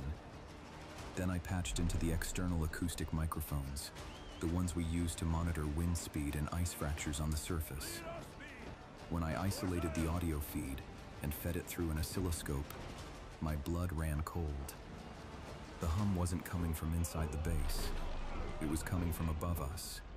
The waveform on my screen was a perfectly uniform, unbroken sine wave, a massive structural acoustic resonance, conducting down through the miles of permafrost and into the concrete foundation of our bunker. It was the sound of something unimaginably large vibrating under immense stress. The sky was humming. The barrier we had hit was ringing like a struck bell, and the sound had nowhere to go but down. Damn it! How many times I gotta Elias hit knew it too. potion before it actually He'd works? been completely marginalized by Harlan, Bullshit. banished to his subterranean office, and ordered to write up Get a out of my way. falsified weather report. But Elias wasn't writing anything. He was spiraling. On the 4th night of the lockdown, Elias slipped past the guard detail and came into the radar room. He looked horrific. His skin was the color of old parchment. He hadn't shaved, and his eyes were sunken deep into his skull. He locked the heavy steel door behind him and walked over to my console, dropping a manila folder onto my keyboard. He ruined the master negative. Elias whispered, his voice erratic and breathless. But he forgot that the optical tracking cameras run a backup silver halide strip for exposure calibration. I spent the last 3 days doing photogrammetry on the secondary frames, enhancing the contrast, measuring the shadow cast by the exhaust flare. I looked around nervously. Elias, you need to let this go. The Major has already reported it as a Soviet intercept. Whatever is up there, it's above our pay grade. There is no Soviet intercept, Vance. Elias hissed, leaning over me. I did the math. I calculated the kinetic force of a solid fuel rocket striking a stationary object at Mach 5. Do you know what happens to a titanium alloy nose cone when it hits a solid steel plate at that speed? It vaporizes. It compresses into a disk of molten slag. He opened the folder and pulled out a grainy, highly magnified photograph. It was a blown-up section of the impact frame, heavily contrasted in stark black and white. Look at the shadow, Elias demanded, pointing a trembling finger at a dark, triangular shape in the center of the flattened fire plume. The nose cone didn't crush flat. It penetrated. It embedded itself into the barrier, like a dart into a hardwood floor. I stared at the photograph. The geometry was undeniable. I need food. A portion of the rocket was clearly protruding into whatever invisible ceiling hovered 73 miles above us. What kind of material could withstand that? I asked, my voice barely a whisper. To stop a rocket dead, but allow it to penetrate without shattering? I don't know, Elias said, running a hand through his greasy hair. But it's not metal. It's not any kind of orbital armor. Vance, I went back to the geological files, the ice core samples from the 1940s. I told you about the microscopic glass dust they found trapped in the deep ice. Yeah, I said, feeling a cold dread settling in my stomach. You said it was silica. It's tektites, Elias corrected. Microtektites. The kind of glass spheres that are formed during a massive meteorite impact, when the heat melts the sand and throws it into the atmosphere. Except there are no impact craters anywhere near this sector of the Arctic. The dust is settling uniformly across the entire ice shelf, and it has been for thousands of years. It's shedding, Vance. Every time a micrometeorite hits that barrier from the outside, or every time the aurora gets too intense, the barrier sheds microscopic layers of glass down onto the ice. He grabbed my shoulder, his grip surprisingly strong. It's a dome, Vance. We are living inside a terrarium, and Harlan just shot a bullet into the glass. Before I could process the sheer existential terror of what he was suggesting, the red klaxon mounted on the wall above the radar scopes began to blare. The harsh, pulsing alarm echoed through the concrete bunker, signaling an all-hands briefing in the main command center. Elias flinched like he'd been struck. He snatched the folder off my desk and scrambled out of the room, disappearing back into the labyrinth of the lower levels. I secured my console and made my way to the command hub. The room was packed with the senior staff. Major Harlan stood at the front, beside a large chalkboard. He looked awful. The rigid, immaculate officer I'd met weeks ago was gone. His uniform was rumpled, his eyes bloodshot from a dangerous mix of amphetamines and lack of sleep. "Listen up," Harlan barked over the hum of the base. "I have just concluded a secure transmission with Strategic Air Command. They have reviewed the heavily encrypted telemetry from Payload 1. SAC has confirmed my initial assessment. The Soviets have deployed an illegal, highly classified orbital denial platform directly over our airspace." A murmur of nervous tension rippled through the room. The Cold War paranoia was a comfortable, familiar fear. It was something the men could understand. The platform is utilizing a radar-absorbing metamaterial and some kind of kinetic repulsor technology, Harlan continued, lying with such absolute conviction that I almost believed him. "It is an unacceptable threat to national security. High Command has authorized a direct, proportional response. We are going to clear the hazard." The engineering chief raised his hand cautiously. "Major, with all due respect, we don't have anti-satellite weaponry at Station 0. We have weather rockets. We have Payload 2. No. Harlan corrected, his eyes gleaming with a dark, obsessive light, which arrived on the last transport plane under a black manifest. It is currently sitting in Deep Storage Armory Sublevel 3. It is a specialized, high-yield kinetic penetrator, a solid tungsten carbide rod, tipped with a shaped high-explosive charge. It was designed to bust subterranean bunkers, but SAC believes if we mount it to our heavy-lift sounding rocket, it will have enough kinetic energy to shatter the Soviet platform. My stomach plummeted. Harlan wasn't trying to clear a satellite. He'd told SAC exactly what we hit. And whoever was pulling the strings back in Washington had decided that the appropriate response to discovering an impossible, invisible barrier enclosing the Earth was to try and blow a hole in it. The sheer staggering hubris of it was breathtaking. "We begin launch preparations immediately," Harlan ordered. "The engineering team will mate the penetrator to the booster. Course. Sergeant Vance, you will recalibrate the primary radar to track the high-density mass of the tungsten rod. We launch in 48 hours. The next 2 days were a blur of exhausting, terrified labor. The base was operating at a fever pitch.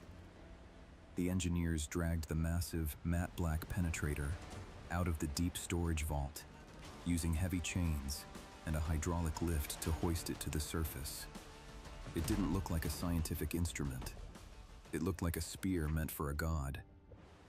I spent hours at my console, adjusting the sweep frequencies, trying to ignore the ever-present hum. Start repairing here. Elias was nowhere to be seen. He'd barricaded himself in his office, refusing to eat or speak to anyone.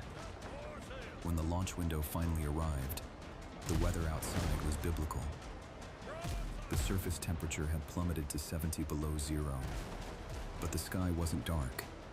A massive, unprecedented geomagnetic storm was hammering the upper atmosphere. The aurora borealis had ignited across the entire horizon, but it wasn't the usual gentle curtains of green. It was a violent, chaotic storm of searing violet, crimson, and blinding white light, thrashing across the sky like a wounded animal. I was strapped into my chair in the bunker, the sweat cold on my neck.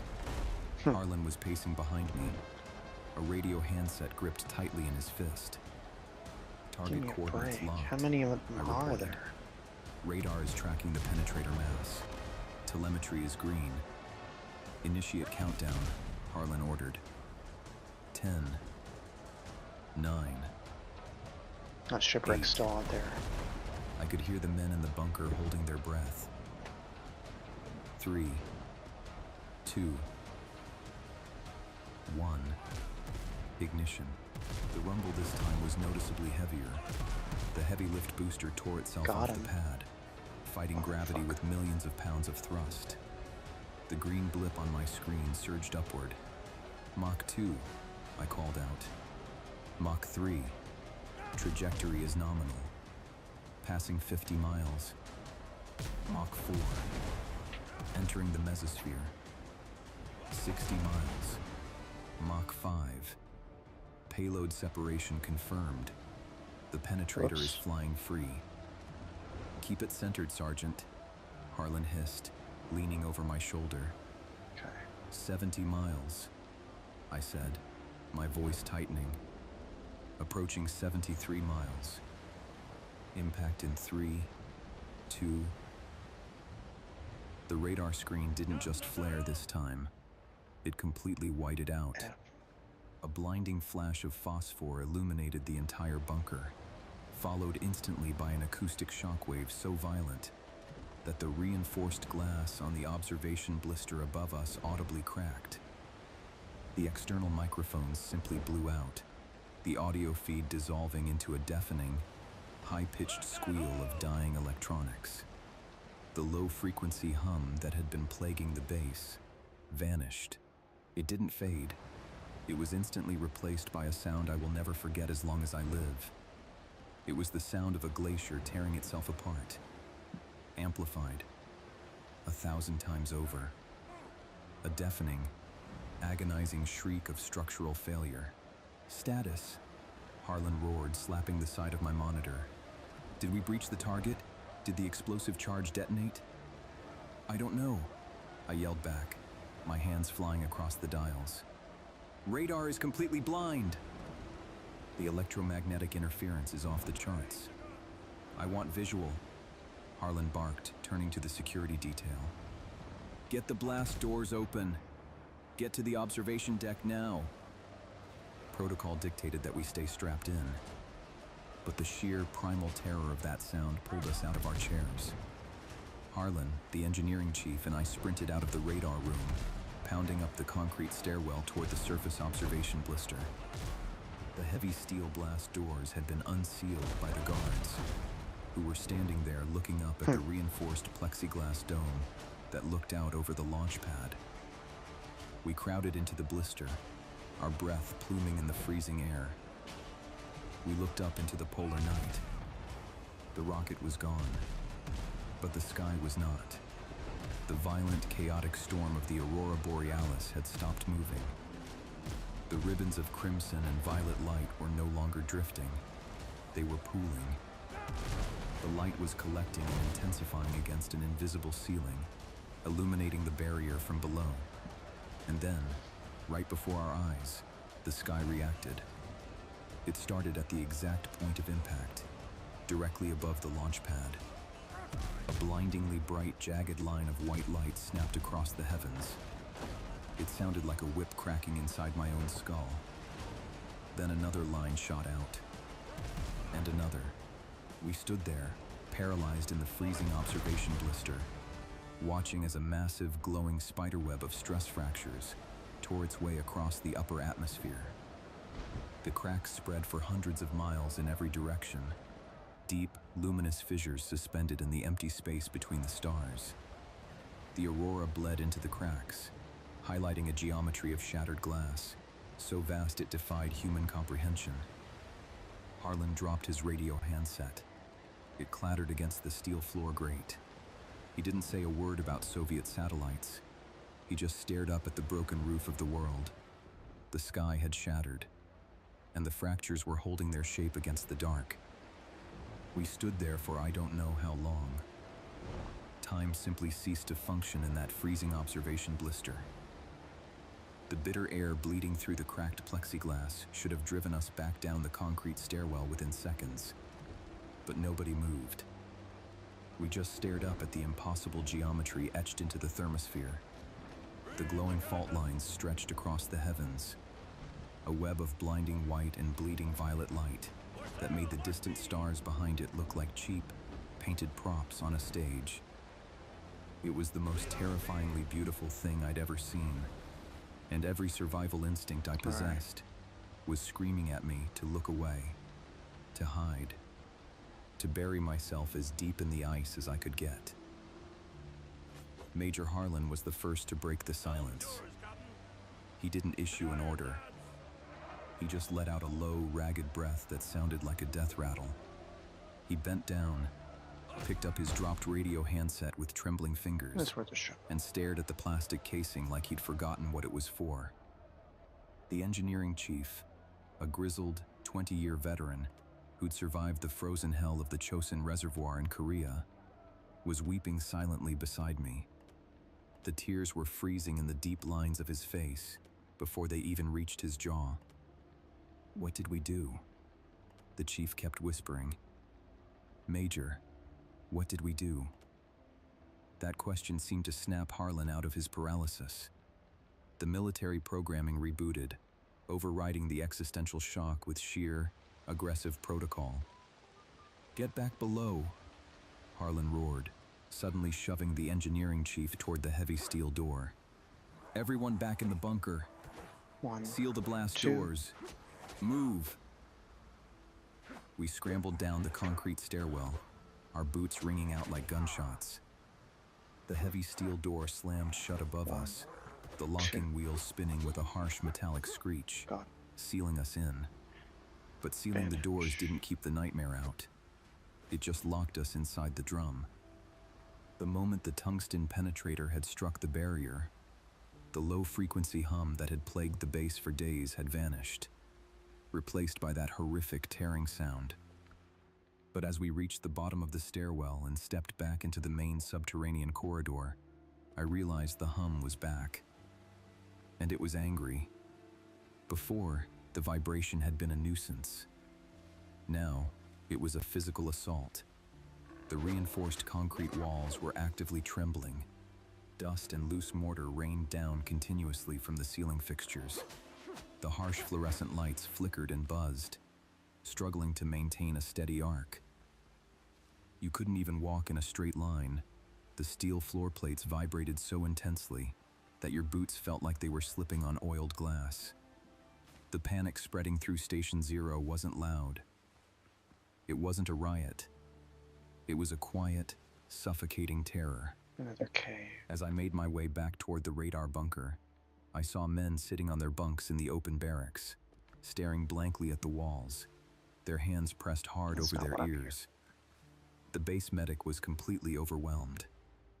He'd set up a triage station in the mess hall and was treating half a dozen men for severe nosebleeds, spontaneous heavy bleeding caused by the extreme acoustic pressure changes. Bright red blood was spotting the pristine white tiles of the floor. Harlan didn't go to the infirmary. He didn't use the intercom to address the men or try to calm the rising panic. He marched straight into the primary command center, his boots crunching on the fallen mortar, and went directly for the red encrypted phone on the far wall. He snatched the receiver off the cradle, slammed it against his ear, and waited. I watched him from the doorway of the radar room. He stood there for 5 full minutes, his knuckles turning white as he gripped the plastic handset. But he never spoke. He never authenticated his call sign. The line was dead. The massive bloom of electromagnetic interference pouring out of the shattered barrier had completely severed our only tether to the outside world. Harlan slowly lowered the receiver back onto the cradle. He stood facing the concrete wall for a long moment, his shoulders rising and falling with heavy, jagged breaths. Ooh. When he finally turned to face me, his eyes were dead. "Sergeant Vance," Harlan said, his voice dropping to a terrifyingly calm monotone. "Get on your console." I swallowed hard, tasting the metallic tang of copper in the back of my throat. "Sir, the primary array is saturated with static. The electromagnetic interference from the fracture is blinding the receivers. I can't track anything in that clutter. I don't care about the interference, Sergeant, Harlan suddenly bellowed. I don't care about the weather. And I don't care about the static. You will recalibrate the deep space tracking array. You will bypass the standard ionospheric filters, and you will point the main dish directly at the center of that fracture. I want to know exactly what is on the other side of that anomaly. Execute. You don't just point a deep space radar array like a flashlight. It's a highly sensitive, incredibly complex piece of machinery. It requires calculating rotational azimuth, adjusting the gain to filter out background radiation, widening the pulse repetition frequency to look past the immediate atmospheric clutter. I sat down at my console and strapped myself into the chair. My hands were shaking so badly I could barely turn the heavy calibration dials. Gunpowder. The thick glass of the cathode ray tube was vibrating against its metal housing, emitting a high-pitched whine that set my teeth on edge. I routed auxiliary power from the secondary diesel generators, boosting the signal strength to maximum output.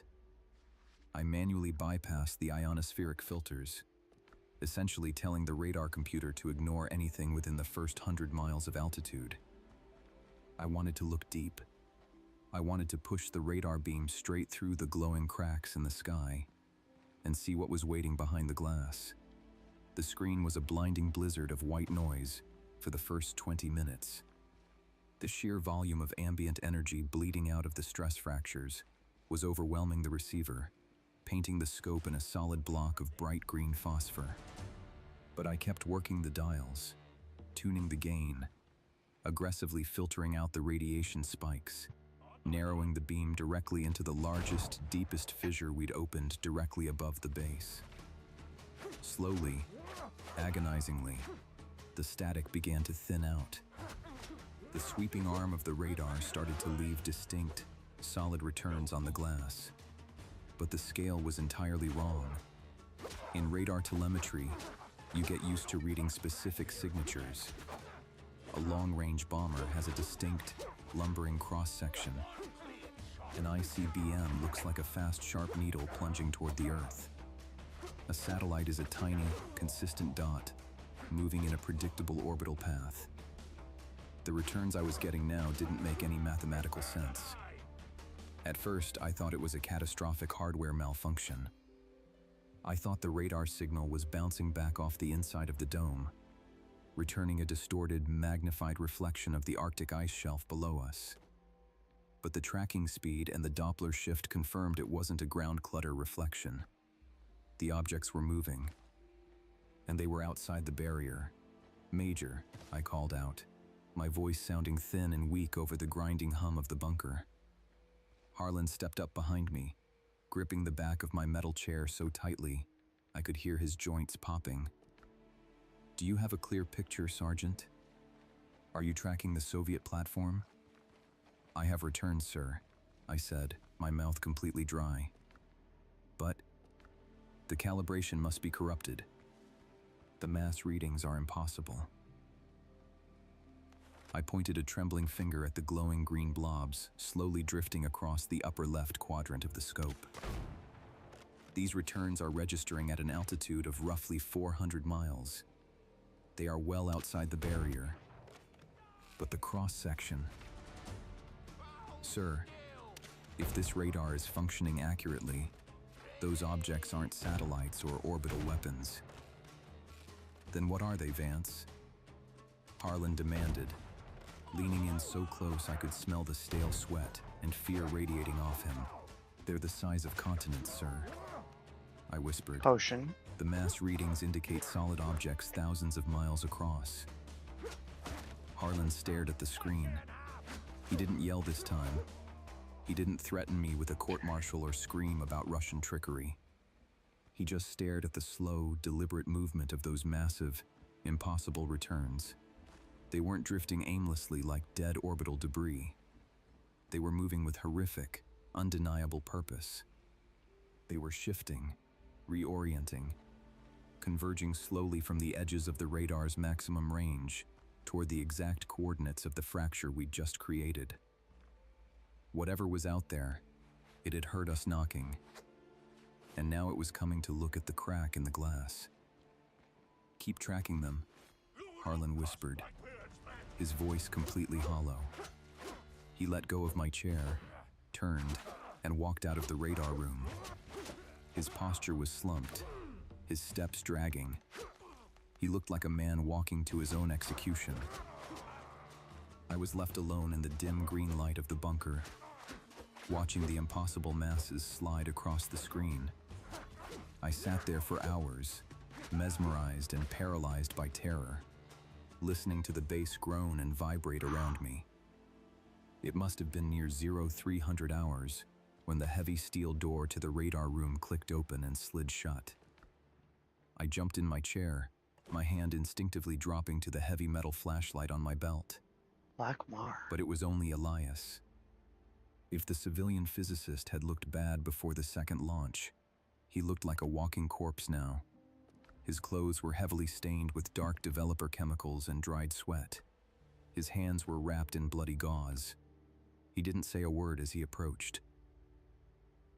He just walked up to my console, carrying a thick, water-stained manila envelope. "Elias," I said, keeping my voice low, glancing nervously toward the door. "You shouldn't be up here. The base is still on Condition Delta.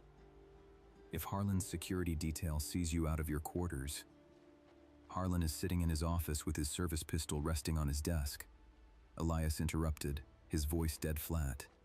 "He's not coming back out, Vance. He's not going to issue any more orders. He knows. He finally understands what he did." Elias dropped the envelope onto the metal console next to my keyboard. It landed with a heavy, wet slap. "I developed the optical film from the external observation cameras," Elias said, staring blankly at the continent-sized returns drifting across my radar scope. He didn't even seem surprised by them. "I processed the high-speed footage of the second impact, and the long-exposure shots the cameras took automatically in the minutes after the sky cracked. I didn't want to look. Every fiber of my being told me to sweep that envelope onto the floor, turn back to my instruments, and pretend none of this was happening. But the human mind is a cursed, fragile thing. It demands to know the shape of the monster in the dark, even if seeing it will break you." I reached out with trembling fingers and unfastened the metal clasp of the envelope. I pulled out the first photograph. It was a wide-angle shot of the sky directly above the launch pad, taken a few seconds after the tungsten penetrator hit the barrier. The glowing spiderweb of fractures dominated the frame. But Elias hadn't brought the photograph just to show me the cracks. He reached over and tapped the glossy paper. "Look at the illumination," Elias said, leaning over my shoulder, his breath hot and ragged against my neck. Before the strike, the aurora borealis was entirely contained below the barrier. It was an atmospheric phenomenon. The light reflected off the inside of the dome, washing out the stars. But look at the deepest fissures now. Look at the epicenter of the impact. I squinted at the photograph. The blinding white light of the fracture wasn't just glowing on the surface of the glass. It was bleeding through the cracks. But it wasn't bleeding out into the endless, empty vacuum of space. The light was being cast against something else, something hovering just on the other side of the barrier, absorbing the illumination. "The barrier isn't just a physical wall, Vance," Elias whispered. "It's a mirror, a two-way mirror. When you shine a flashlight against a window from inside a dark room, you can't see what's outside in the night. All you see is the reflection of the room you're standing in. The aurora, the sunlight reflecting off the ice cap. It's been blinding us, keeping us from seeing out. But the penetrator broke the silvering. It let the light through." He reached out with a bandaged hand and pulled the first photograph away, revealing the second one underneath. This one was different. It was a highly magnified long-exposure shot of the central fracture, taken by the tracking camera about 20 minutes after the strike. The violent energy of the aurora had dimmed slightly in that specific sector, reducing the glare against the invisible glass. I pushed the chemical contrast to the absolute limit, Elias said, his voice trembling so badly he could barely force the words out. I burned the silver halide negative until the film almost caught fire in the darkroom. Holy shit. I needed to see what the Potion. light from the cracks was hitting on the other side. I looked down at the photograph. The jagged, glowing lines of the shattered sky were stark and bright, cutting across the frame, but pressed directly against the other side of the fracture, blotting out the distant stars and absorbing the bleeding light of the aurora, was a shadow. It wasn't the angular hull of a Soviet satellite. It wasn't a floating piece of orbital debris. It was a distinct organic shape.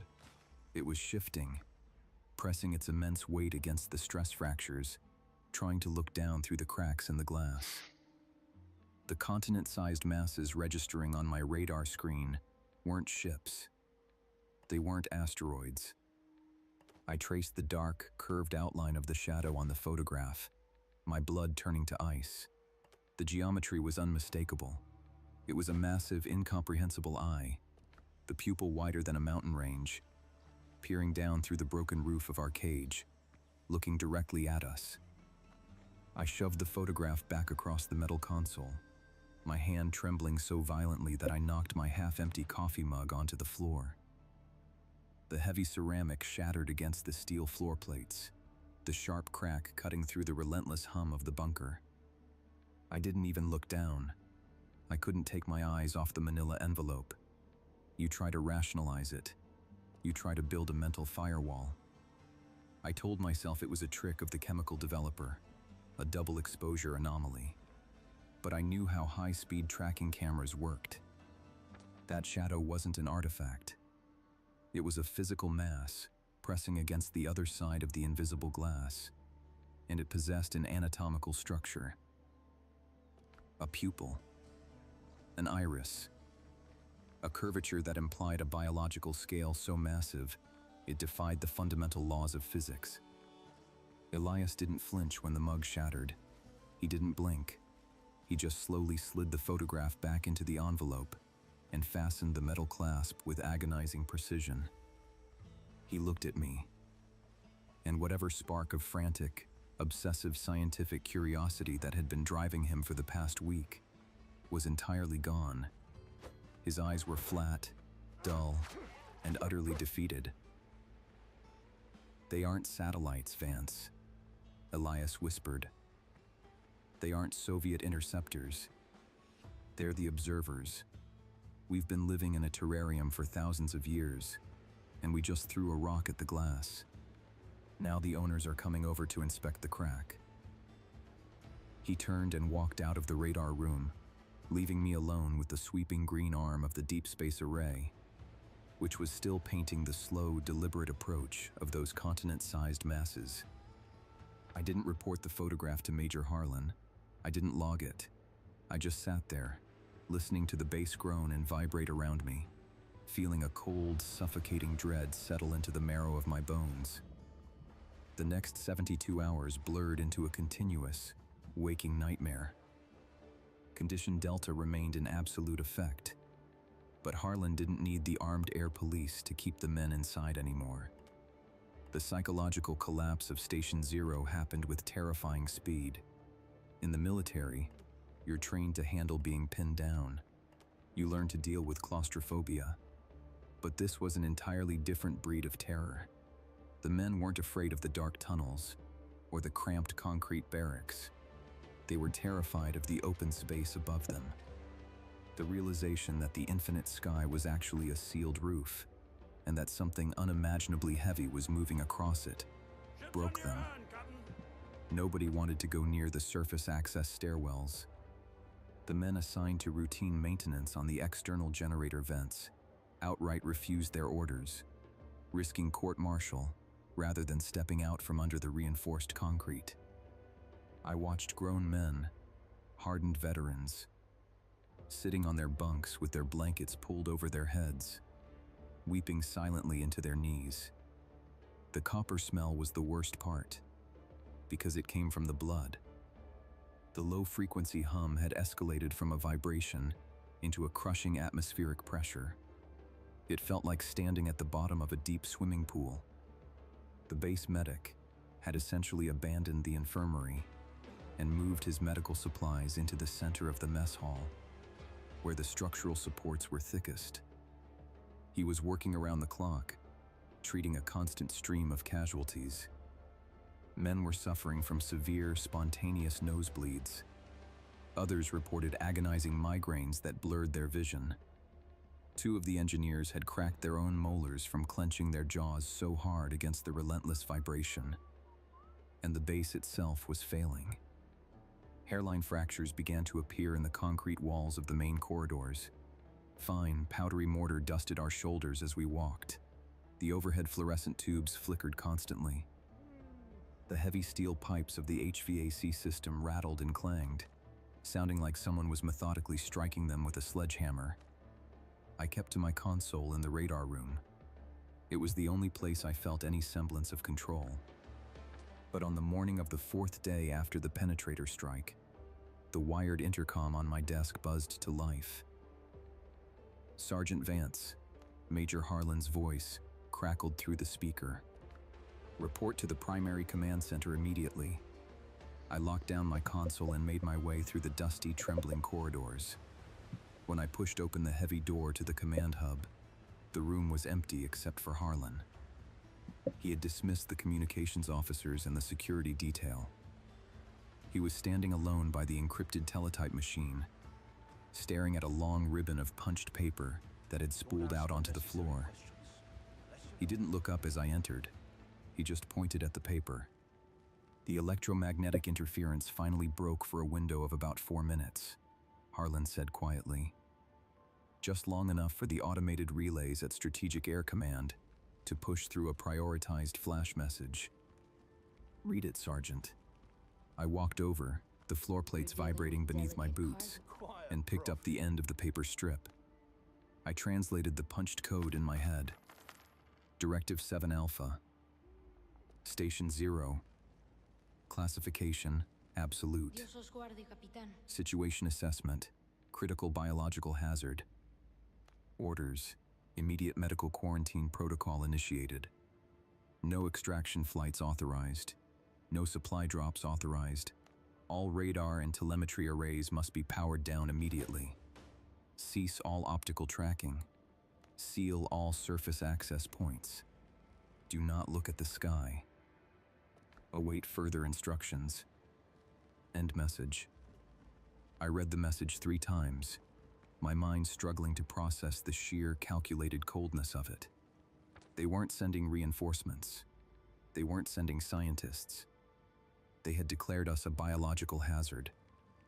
"A medical quarantine," I whispered, dropping the paper.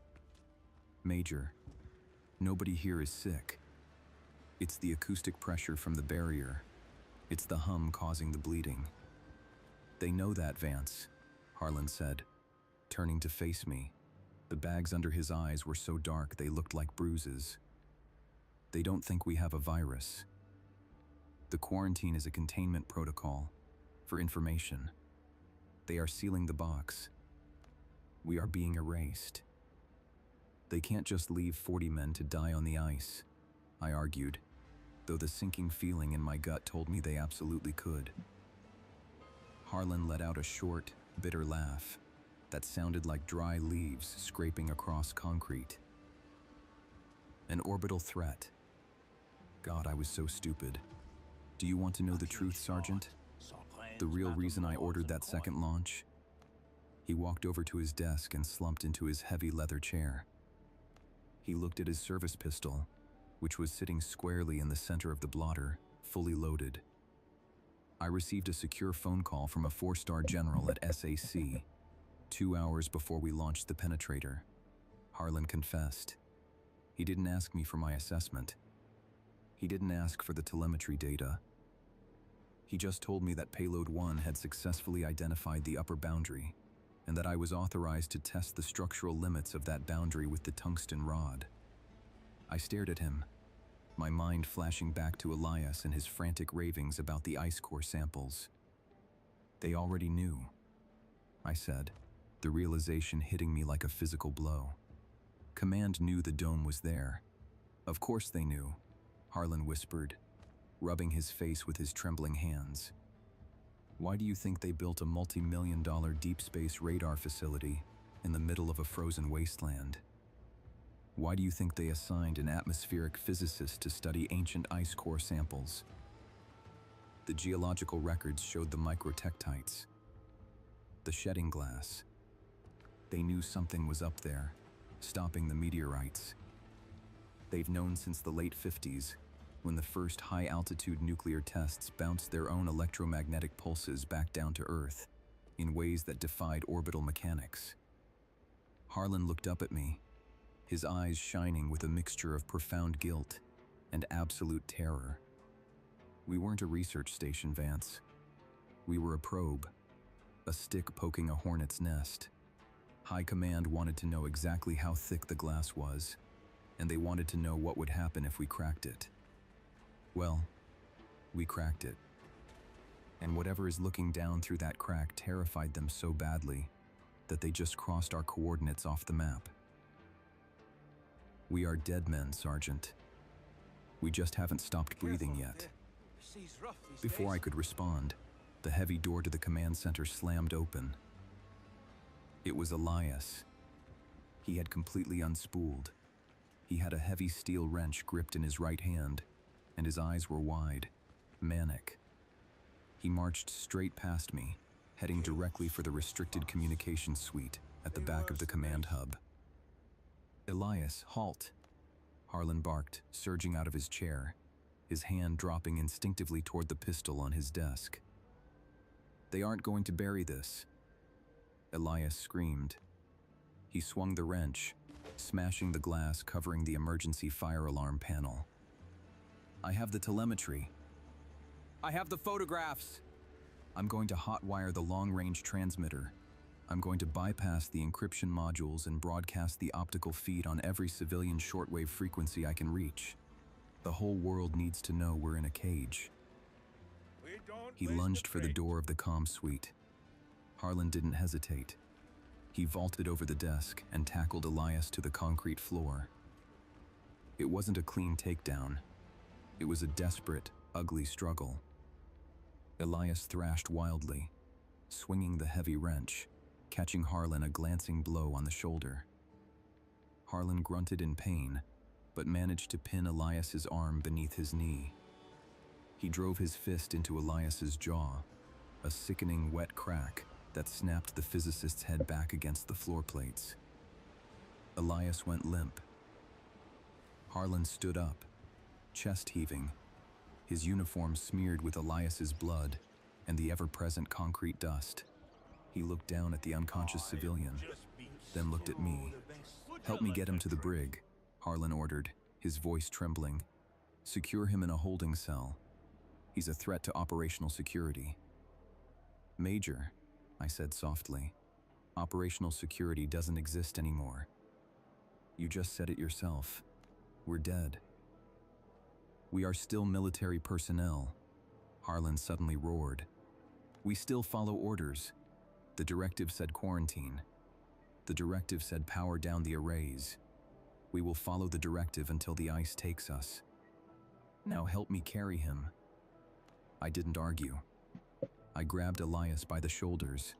Harlan took his legs, and we dragged the unconscious physicist down the corridor to the security block. We locked him inside a reinforced holding cell. As the heavy steel door slammed shut, I could see Elias beginning to stir. I knew he wouldn't stop. He was trapped in a cage within a cage, and his mind had already fractured right alongside the sky. "Go back to the radar room, Sergeant," Harlan told me, leaning heavily against the steel door of the brig. "Execute the directive. Power down the scopes. Cut the feed to the tracking arrays." We stopped looking. I left Harlan standing there in the dark and walked back to my bunker. The radar room was suffocatingly hot. I sat down at my console, The green phosphor screen was still sweeping. The massive, continent-sized returns had stopped converging. They were now holding position, hovering directly over the coordinates of Station 0. They had found the crack. I reached out and grasped the heavy main power breaker for the deep space array. My hand hesitated. Turning this switch meant blinding ourselves. It meant sitting in the dark, waiting for the boot to drop. But I was a soldier. I pulled the heavy lever down. The deep hum of the radar's cooling fans spun down into silence. The green glow of the cathode ray tubes collapsed into a single, bright dot in the center of the glass, and then faded to black. The room was plunged into shadows. I sat there in the dark for what felt like hours. Without the visual confirmation of the radar, my mind began to play tricks on me. I started to imagine the sheer weight of those entities pressing against the invisible glass. Then, the acoustic pressure changed. The relentless, grinding hum shifted. The pitch dropped even lower, moving from a mechanical thrum into something that felt distinctly organic. It felt like a heartbeat, a slow, rhythmic, impossibly deep pulsation. And then, the automated proximity alarms began to scream. These weren't the radar alarms. I'd killed the radar. These were the localized, surface-level barometric and optical alarms. I scrambled out of my chair and lunged toward the optical monitoring station. Elias had left the closed-circuit television feeds running. I slapped the power switch on the bank of small black and white monitors. The screens flickered to life. There was no aurora borealis visible anymore. The violent light storm had either burned itself out, or it was being blocked. The cameras were looking up into a clear, freezing polar night. I stared at the monitors, trying to understand what had triggered the proximity alarms. The motion sensors were screaming that something was moving directly over the base, but the screens just showed the black sky and the stars. I leaned closer to the glass, wiping a thin layer of condensation away with my sleeve. I watched the stars. They weren't twinkling. They were disappearing. Slowly, methodically, vast patches of the starry sky were simply blinking out. A massive, absolute blackness was sliding across the field of view, eclipsing the distant light of the cosmos. It wasn't a cloud. This was a solid, perfect void.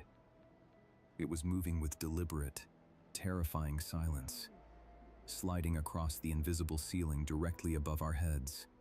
The proximity alarms weren't malfunctioning. The barometric sensors on the surface were registering a massive, sudden change in atmospheric pressure. Whatever was on the other side of the glass was pressing down so hard that the invisible barrier was actually bowing inward. The shadows weren't just looking anymore. They were gathering.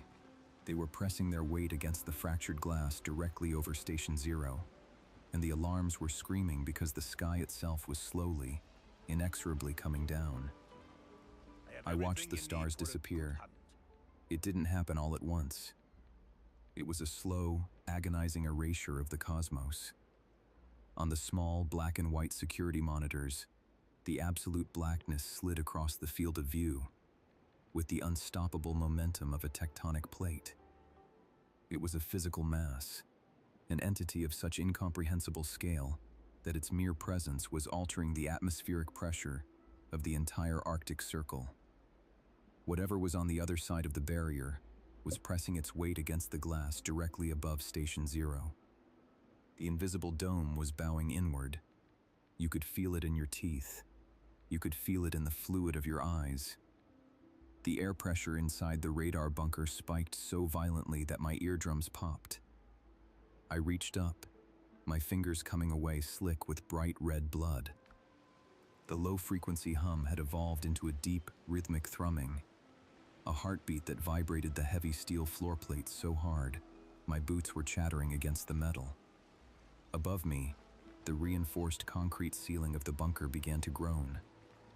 It was the sound of thousands of tons of earth and stone being pushed to the absolute limit of their tensile strength. Fine, powdery concrete dust rained down on my shoulders. I couldn't move.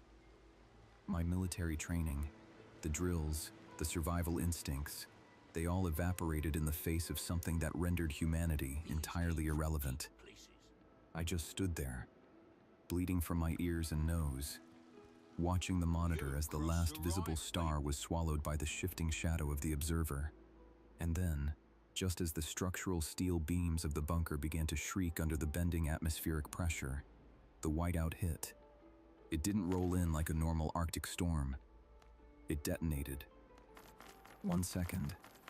The external cameras were showing the suffocating black void of the entity pressing against the sky. The next second, every single monitor in the bank blew out simultaneously. A massive, unnatural electromagnetic surge slammed into Station 0. The secondary diesel generators simply died.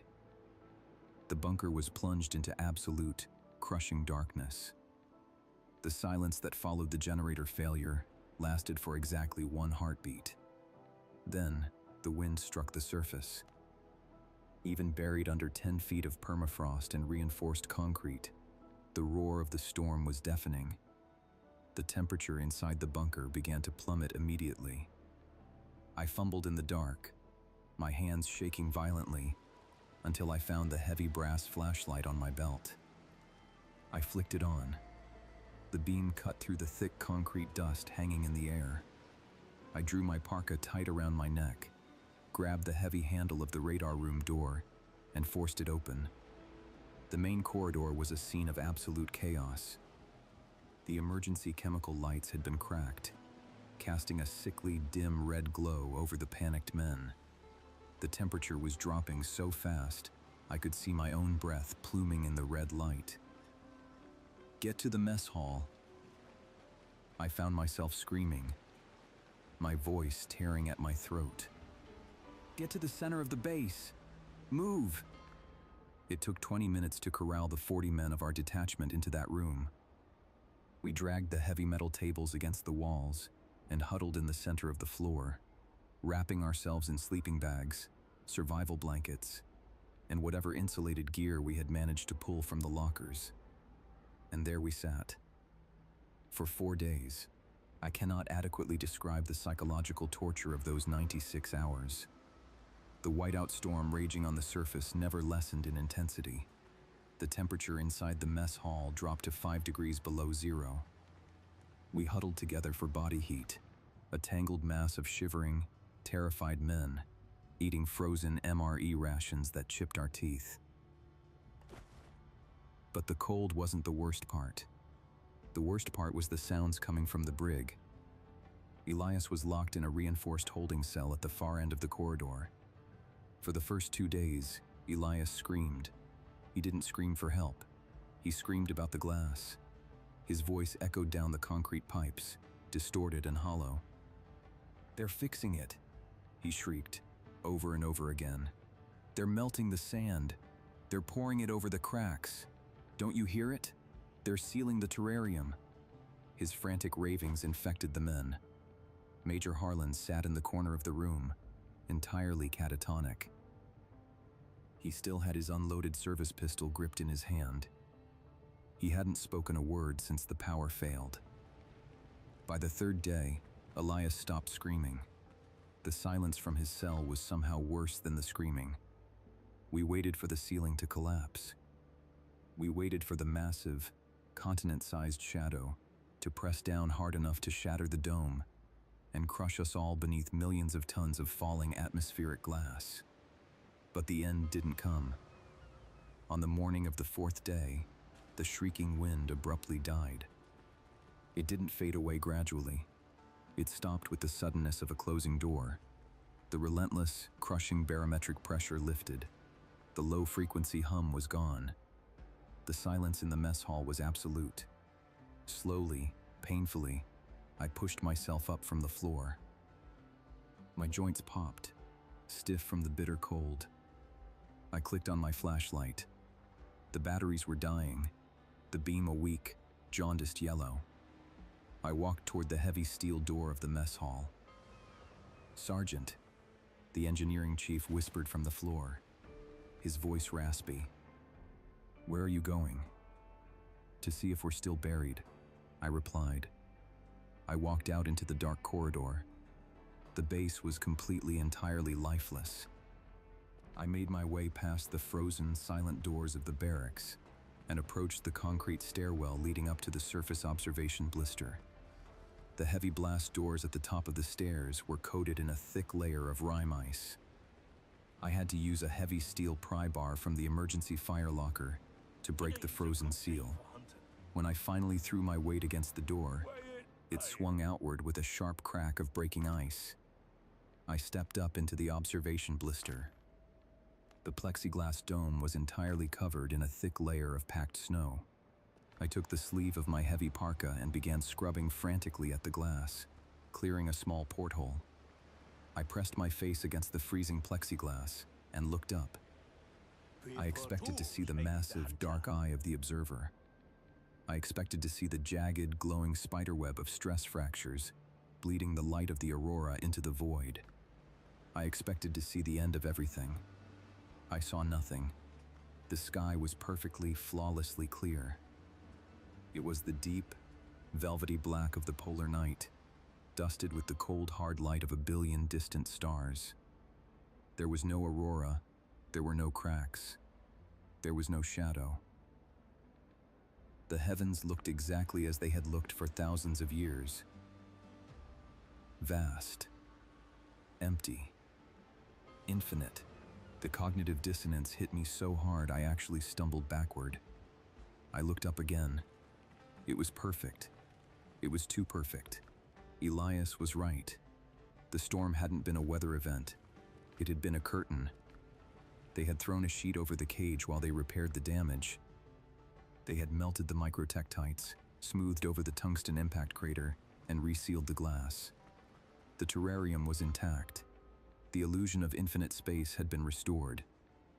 I slid down the wall of the observation blister and sat on the freezing floor, burying my face in my hands.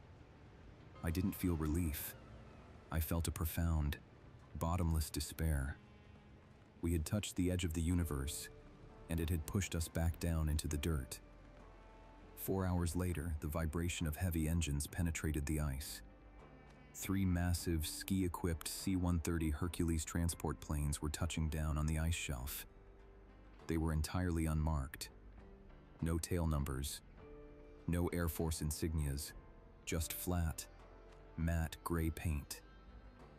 Before the propellers even stopped spinning, the rear cargo ramps dropped. Dozens of men poured out onto the ice. They weren't medics. They weren't a rescue team. They were heavily armed, wearing stark white cold weather gear with no unit patches, carrying M14 battle rifles. I walked back down the stairs and met them at the primary airlock. They didn't ask if we were okay. A man wearing a heavy parka with a captain's bars pinned to the collar stepped into the corridor, flanked by 4 armed men. He looked at me with eyes as cold and dead as the ice outside. "Sergeant Vance?" he asked. "Yes, sir," I managed to croak. "Assemble the surviving personnel in the main hangar bay. You have 10 minutes. The erasure of Station Zero was methodical, brutal, and absolute. I watched as men with acetylene torches cut the hinges off the heavy iron safes in Harlan's office. They dragged filing cabinets full of telemetry strip charts out onto the ice and dropped thermite grenades into them, reducing months of data to blinding white slag. They went into the radar bunker and used heavy sledgehammers to physically smash the cathode ray tubes and the internal hard drives of the tracking computers. They stripped Elias's darkroom down to the bare concrete, confiscating every single strip of silver halide negative, every photograph. They found Elias in the brig. He was alive, but just barely. The cold had taken 3 of his fingers, and his mind was completely gone. He didn't fight them as they strapped him into a canvas straitjacket and dragged him up the stairs. He just kept mumbling about the glass, his eyes rolling aimlessly in his skull. When they came for Major Harlan, He didn't resist either. They marched him out onto the ice and loaded him into the back of the second transport plane, isolated from the rest of us. We were lined up, stripped of our winter gear, and injected with a heavy chemical sedative. My vision blurred, my knees buckled, and the last thing I remember before losing consciousness was the smell of burning thermite and the sight of the unmarked planes waiting on the ice. I woke up 3 days later in a windowless, cinderblock room that smelled of industrial bleach and stale cigarette smoke. I was sitting at a metal table. Across from me sat 2 men in immaculate, dark civilian suits. They didn't introduce themselves. They slid a thick, single-spaced document across the table, a non-disclosure agreement. Sergeant Vance, the older of the 2 men, said, his voice perfectly modulated, devoid of any threat but dripping with absolute authority. You and your detachment were the victims of an experimental, localized Soviet electromagnetic warfare test. The extreme low-frequency radiation caused severe neurological distress, auditory hallucinations, and mass hysteria. The sounding rockets you launched experienced catastrophic mid-air detonations due to this interference. This is the official assessment of the Department of Defense. You will memorize this assessment. You will internalize it. If you ever speak a word to the contrary, to your family, to a priest, or to a journalist, you will disappear into a federal penitentiary so deep, you will forget what the sky looks like. He handed me a black pen. Sign the document, Sergeant, or we keep you in the dark forever. I looked at the pen. I thought about the eye looking down through the cracks in the sky. I thought about the sheer, overwhelming power of the institution sitting across from me. I signed my name. I wanted to see the sun again, even if I knew it was just a heat lamp hanging in a cage. They discharged me from the Air Force 2 weeks later, with a full pension and a medical classification of severe combat fatigue. I took the money, bought a small piece of land in the desert where the sky is always clear, and I tried to forget. But you don't forget something like that. Every time I look up at the stars, I don't see infinite space. I see the painted ceiling of a waiting room. The men of Station Zero didn't fare well. The engineering chief shot himself in his garage 3 years after we got back. Corporal Miller turned to heroin and vanished into the streets of Houston. Major Harlan drank himself to death in a cheap motel in Barstow in the winter of 1983. The police report said his liver just gave out. But I knew a guy who knew the responding officer. He told me that Harlan had spent his last days taping aluminum foil over the windows of his motel room, screaming at the ceiling, begging whoever was up there to stop looking at him. And Elias. I only saw Elias one more time. It was the late 90s. I tracked him down to a secure state-run psychiatric facility in upstate New York. The government had buried him deep in the ward, officially classified as a ward of the state, with severe, untreatable schizophrenia. I bribed an orderly to let me look through the reinforced glass of his cell door. Elias was an old man, his hair pure white, his body frail and wasted. He was sitting on the floor, holding a piece of black charcoal he'd scavenged from somewhere. He didn't know his own name. He didn't recognize my face through the glass, but he was still working. The padded walls of his cell were entirely covered in frantic, overlapping drawings. Hundreds, thousands of jagged, interconnected lines radiating outward from central impact points. He was drawing spider webs, over and over and over again, trying to show the world the cracks in the sky. I walked away before he could look up and see me crying. Decades passed. The Cold War ended. The world moved on.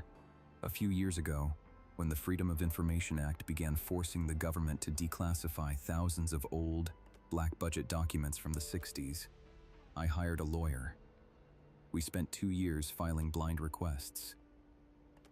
The Department of Defense fought us every step of the way, claiming the records had been destroyed in a fire. But bureaucracies are massive, lumbering beasts, and they always leave a paper trail. Eventually, a single, heavily redacted document slipped through the cracks. It wasn't a mission report. It wasn't telemetry data. It was a simple, mundane logistics inventory list from the final quarter of 1962, detailing the equipment written off as unrecoverable during the closure of Station Zero. The paper was mostly covered in thick bands of black marker. They had redacted the names, the coordinates, and the radar specs. Oh, But at the very bottom of the second page, listed under unrecoverable ordnance, was a single line of text that the censor had missed. Item 44, Payload 4, Tungsten Carbide Penetrator. Status, unrecoverable. Embedded in ceiling. Left in place. I keep that piece of paper framed on my wall. It is the only physical proof I have that I am not insane. They changed the payload designation to hide the launch sequence, but the truth is right there in black and white ink, embedded in ceiling. The military officially acknowledged, in their own internal logistics ledger, that the sky has a roof, and that we left a spear stuck in it. I'm an old man now. My lungs are failing, my hands shake, and I don't have many years left. I don't fear death anymore. In a way, I welcome it. It's the only real way out of the terrarium. But sometimes, when the desert night is perfectly still, and the stars are shining with that cold, hard light, I sit on my porch and I look up. I think about that massive, solid tungsten rod, buried deep in the invisible glass, 73 miles above our heads. I think about the immense, continent-sized shadows that drifted across my radar screen. I think about the eye looking down through the cracks. The military thought they solved the problem by erasing the base and silencing the men. They thought that if they just ignored the cracks, the owners of the cage would lose interest and walk away. But glass under pressure doesn't heal. It weakens. Every time a meteor strikes the upper atmosphere, every time a massive solar flare hammers the magnetic field, the stress fractures we created must groan and shift. I look up at the dark, and I wonder how long it's going to take. I wonder how many more years we have before the weight of whatever is walking around on the outside finally becomes too much. I wonder what it's going to sound like when the sky finally shatters and all the glass comes falling down.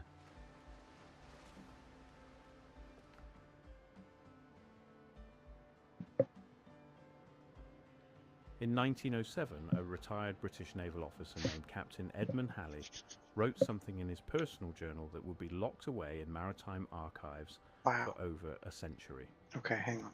He claimed the color of the ocean had changed. We already saw this one.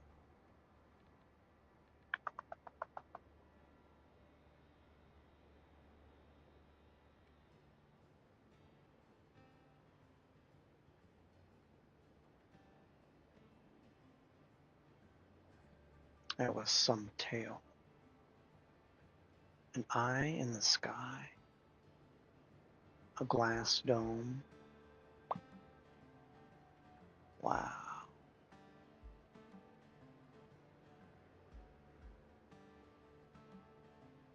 think I want to watch this one next.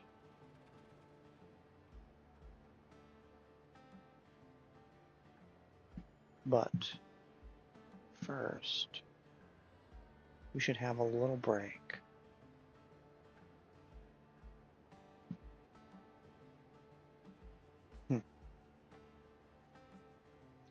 A little break. Yes.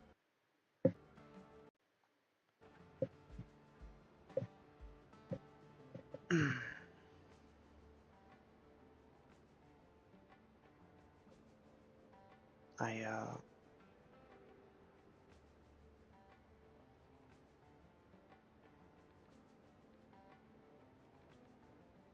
Gotta take care of some things, IRL.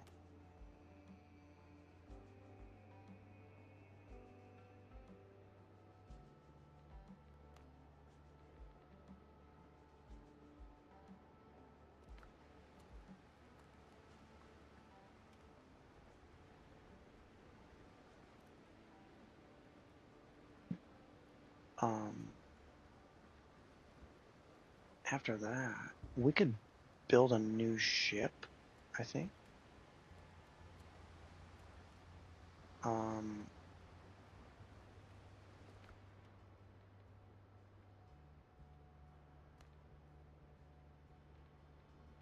Looks like we did build a new ship. But,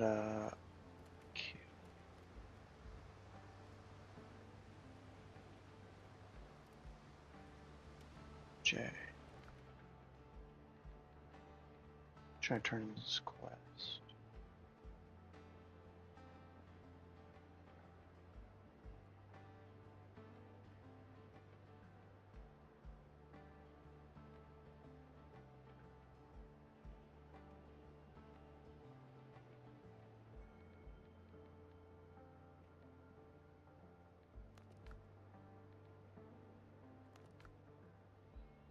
Oh, there's the run.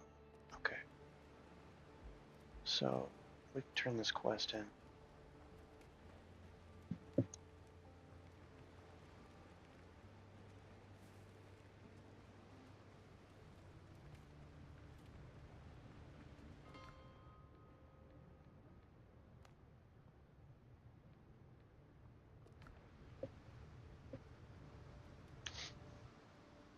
I know those people on the island are hungry. And I am a good cook. Let's see.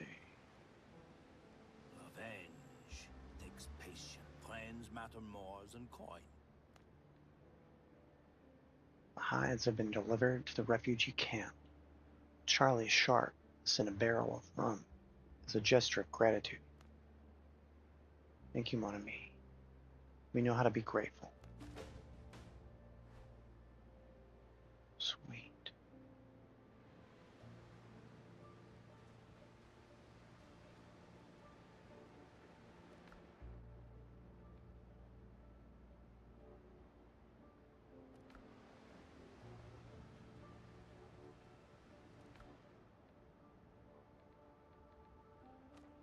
Quest complete.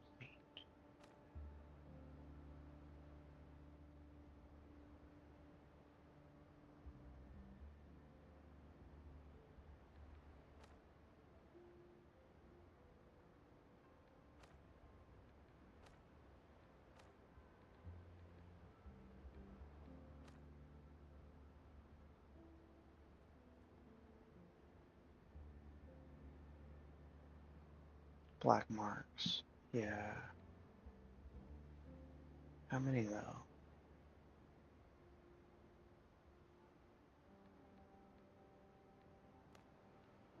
We've already got some black marks.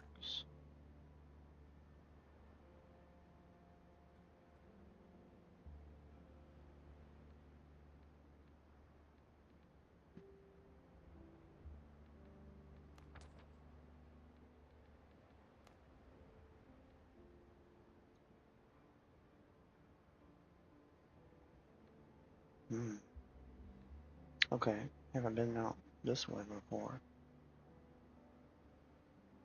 We've been as far as this shipwreck.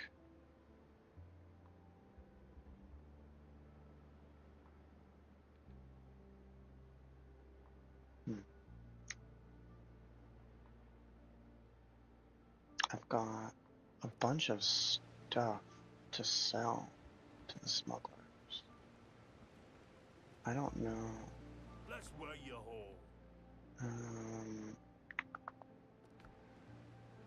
If you hear two wolves growling behind you, run.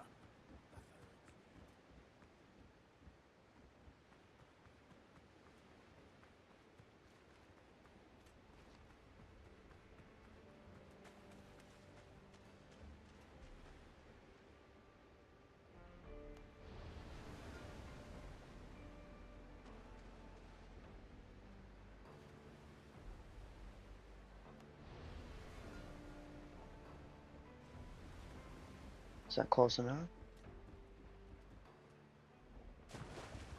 Yeah. All right.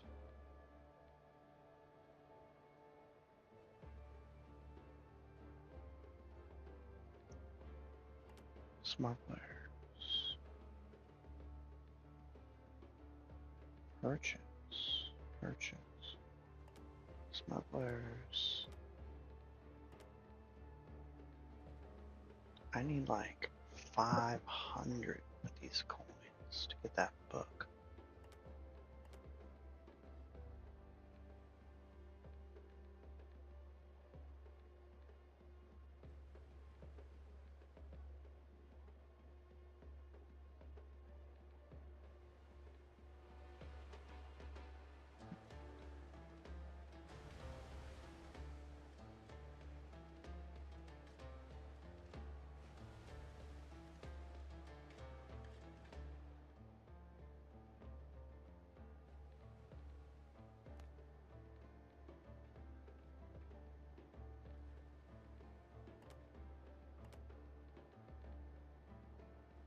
I could put these in a chest somewhere. I don't need them. Maybe back at home base. Those are extra. What just happened? The ship's under your hand, Captain.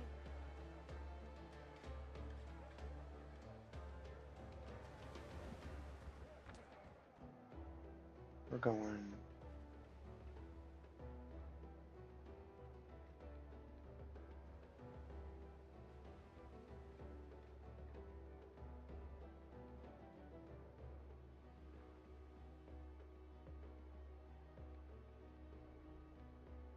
Home.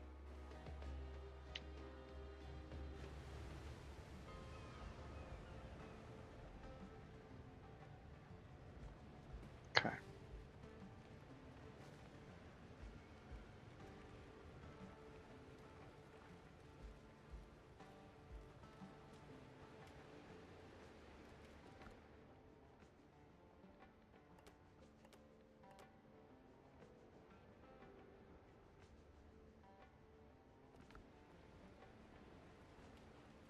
I'm pretty sure this is for alchemy.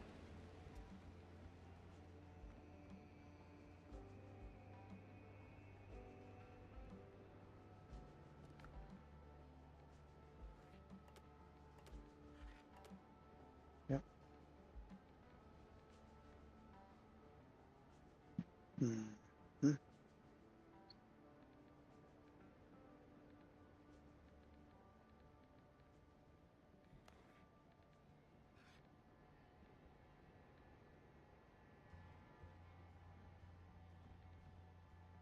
The slashing weapon. Oh yeah. I need to find what happened to that sword. Let me write down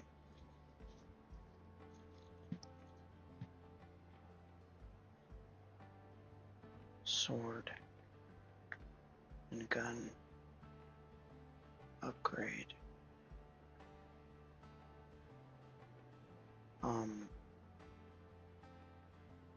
500. What are these called? Piece piastre.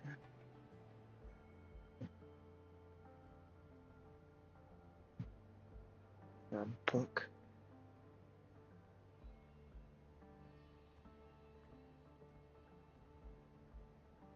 Ship.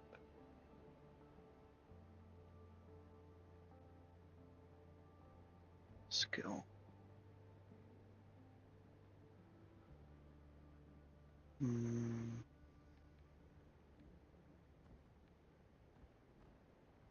Sell to smugglers. I think I can do that right now. Is there anything else?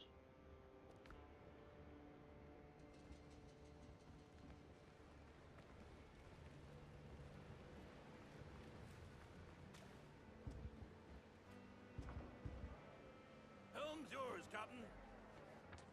Where the smugglers camp at.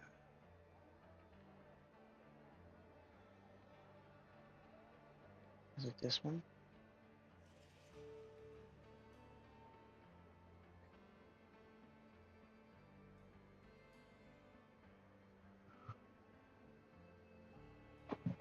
It looks like they buy spirits. Oh, there's the Buccaneers. Okay.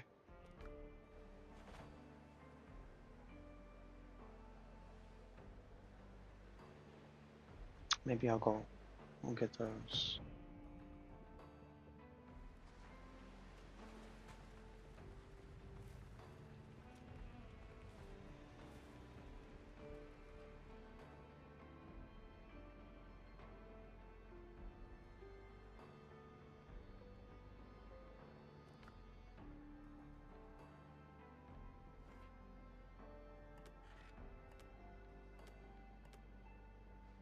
We'll just see what they want to buy, I guess.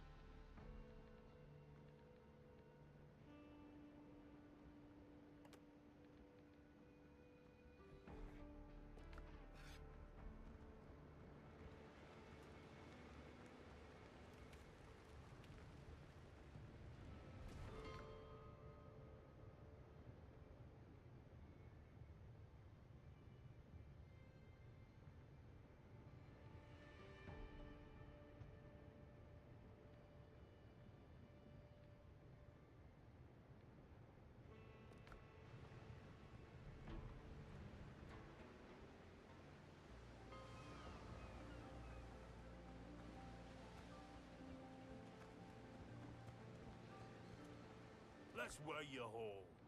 Oh, it's a crate of spirits, not Hey, individual. watch out for goat horns, buddy. Sure. Same to you, man.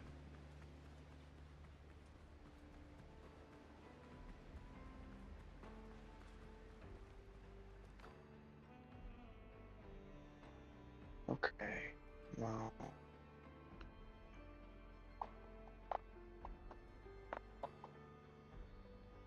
I'm gonna take these nails.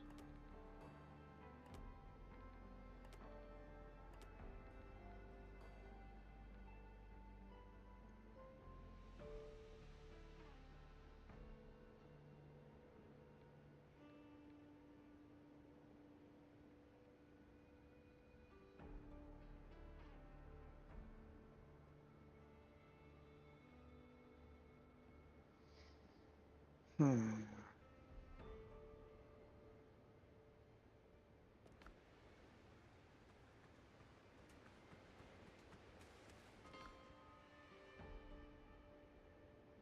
Well, that's not it.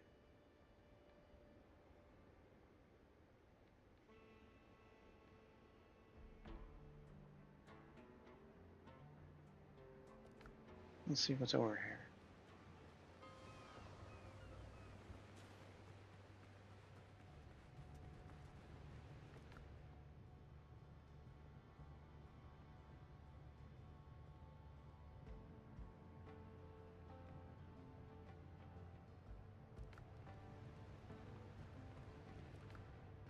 Nope, don't want any of that.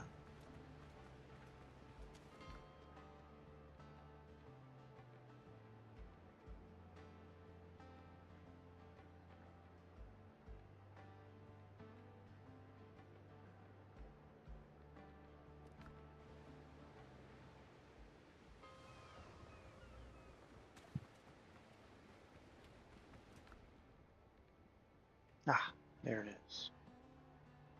Okay.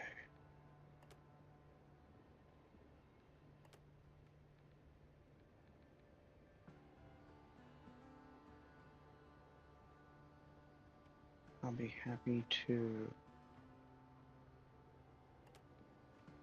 drop off.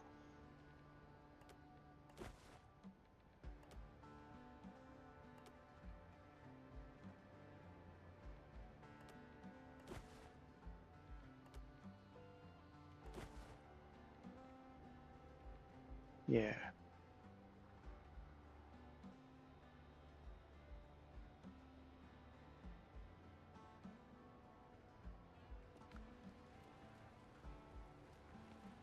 Let's call this ship.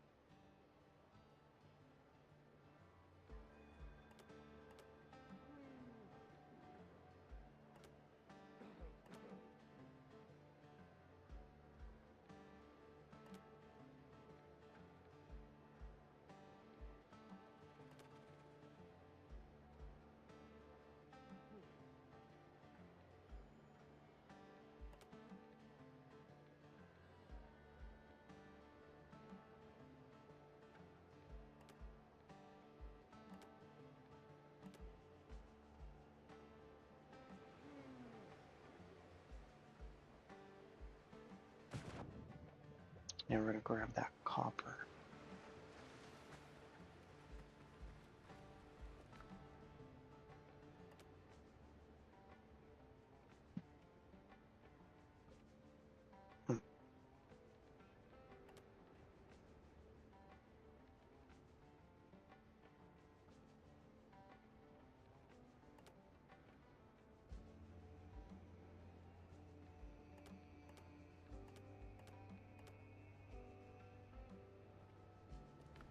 And head back to the main base with all this stuff. Captain at the helm!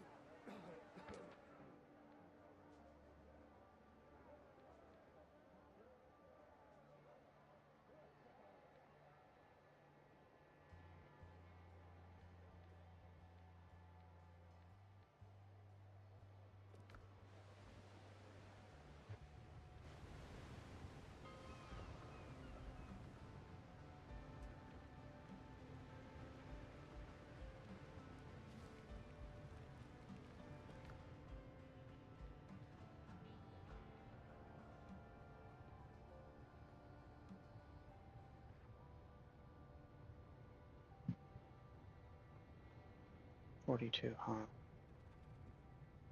About,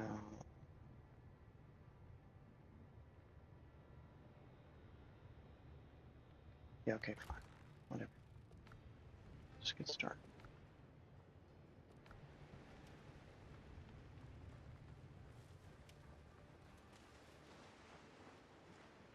Actually, use a wharf to manage everything else on the ship. Put the liquor back here.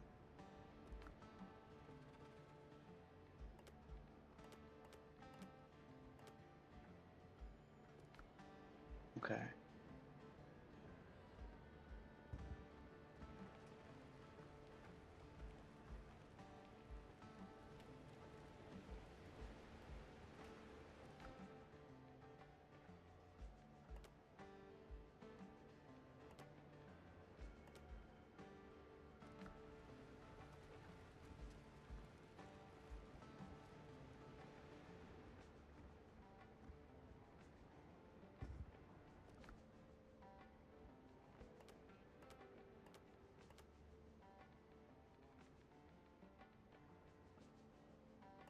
Let's take this.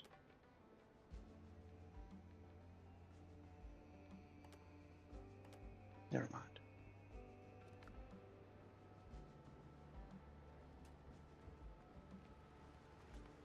Go to the wharf. Manage. Give me these.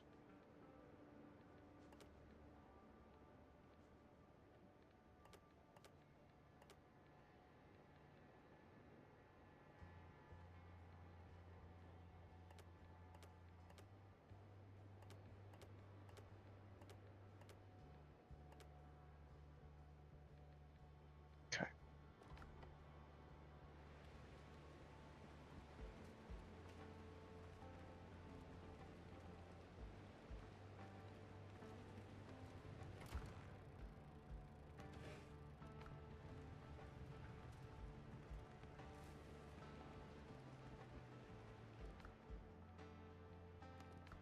Time to upgrade these weapons.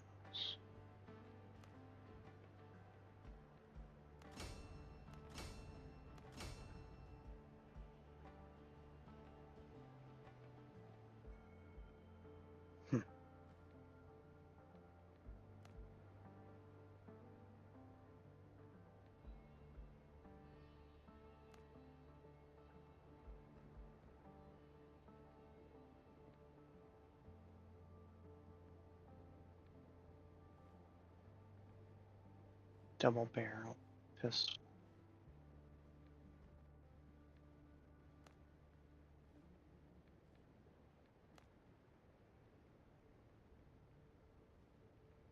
Interesting.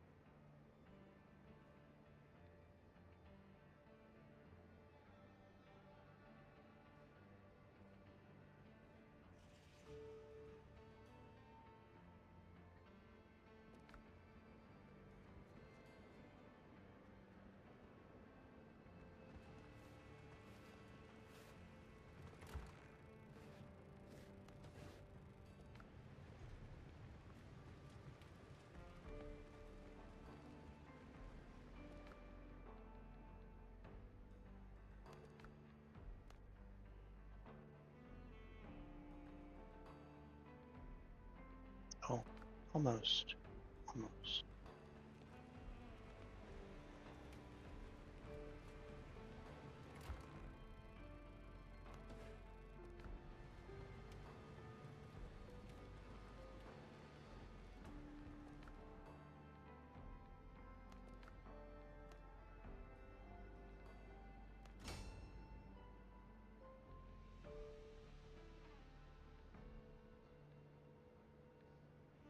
Okay.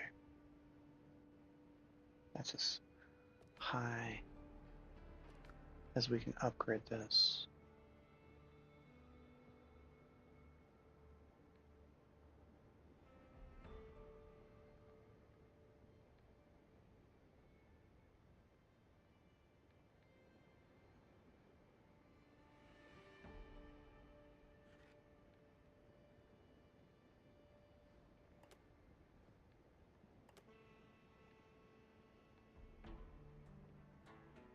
.25 DPS.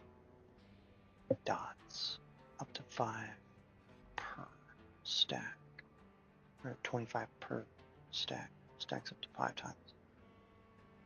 Cool.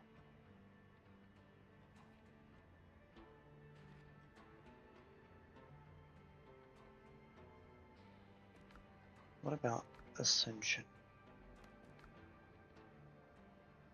Ooh.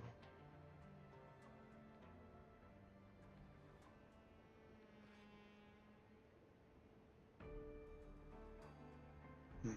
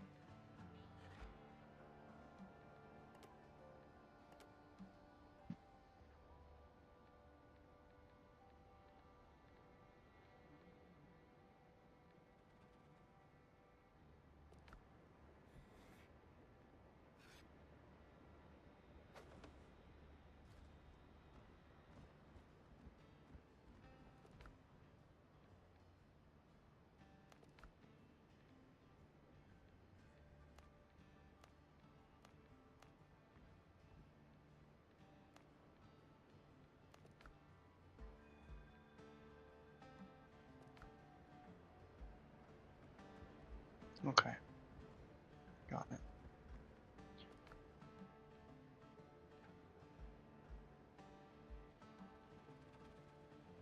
The nails.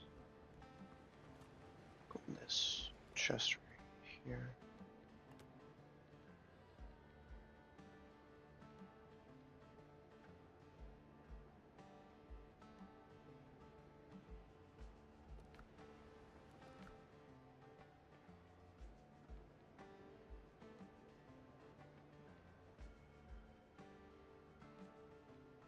Hmm.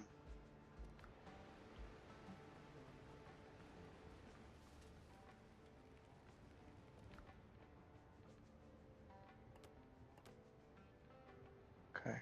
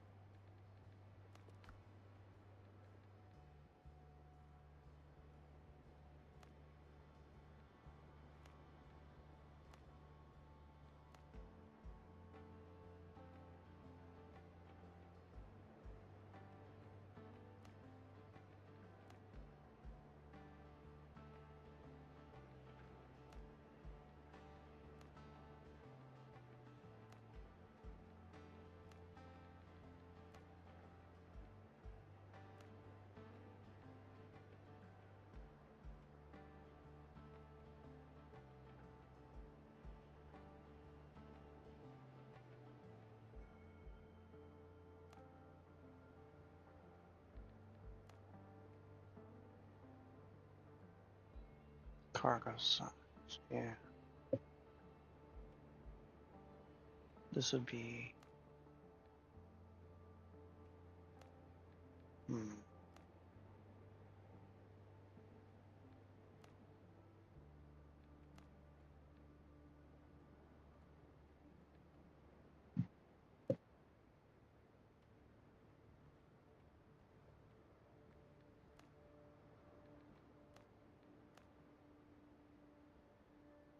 Actually, that's how many hit points I have now. So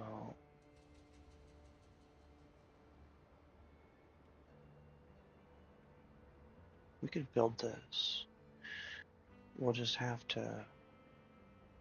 Wait, what the fuck is this? Foothills. Oh, can't build that yet. Damn it.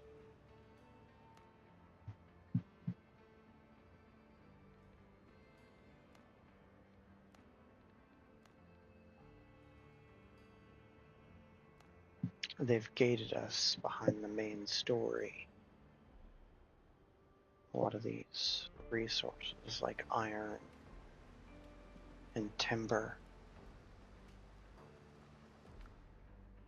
That's a bummer. Well, okay.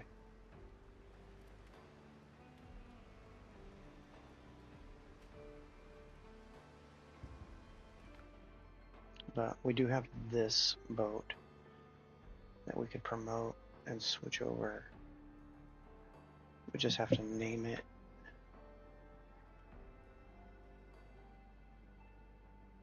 To give it a new name.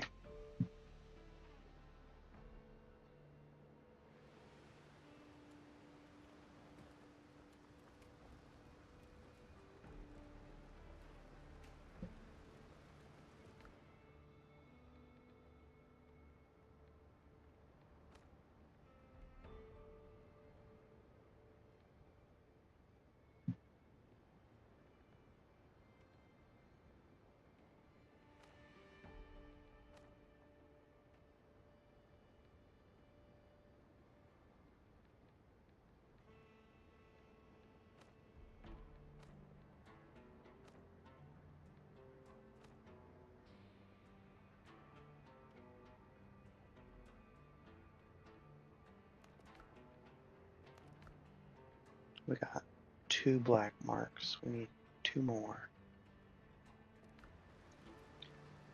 And it would be nice if I found some more of them. I don't know what they're called. They're the special iron.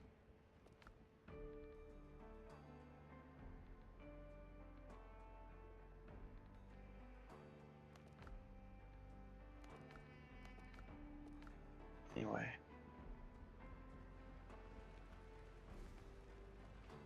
I think I'm gonna let the game run a bit.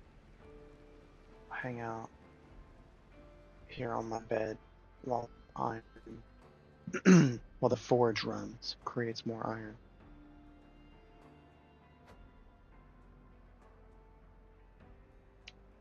We're gonna take a break. We'll come back. We'll watch this next video and do some more quests. Sound good? Sounds good to me. I say we'll set a timer for like an hour. I gotta get my daughter down for a nap. Get her anything else she needs. Play with her. Maybe get myself a snack while I'm at it. Yeah, she's sending me the signal right now. She's thinking about me, thinking about her. Okay, well, thank you all for watching. Stay tuned if you would. I think I'll stop the YouTube video for now. But Twitch people, go ahead and hang out. Come on now. Get my mouse back. And I'll see you guys in the next one.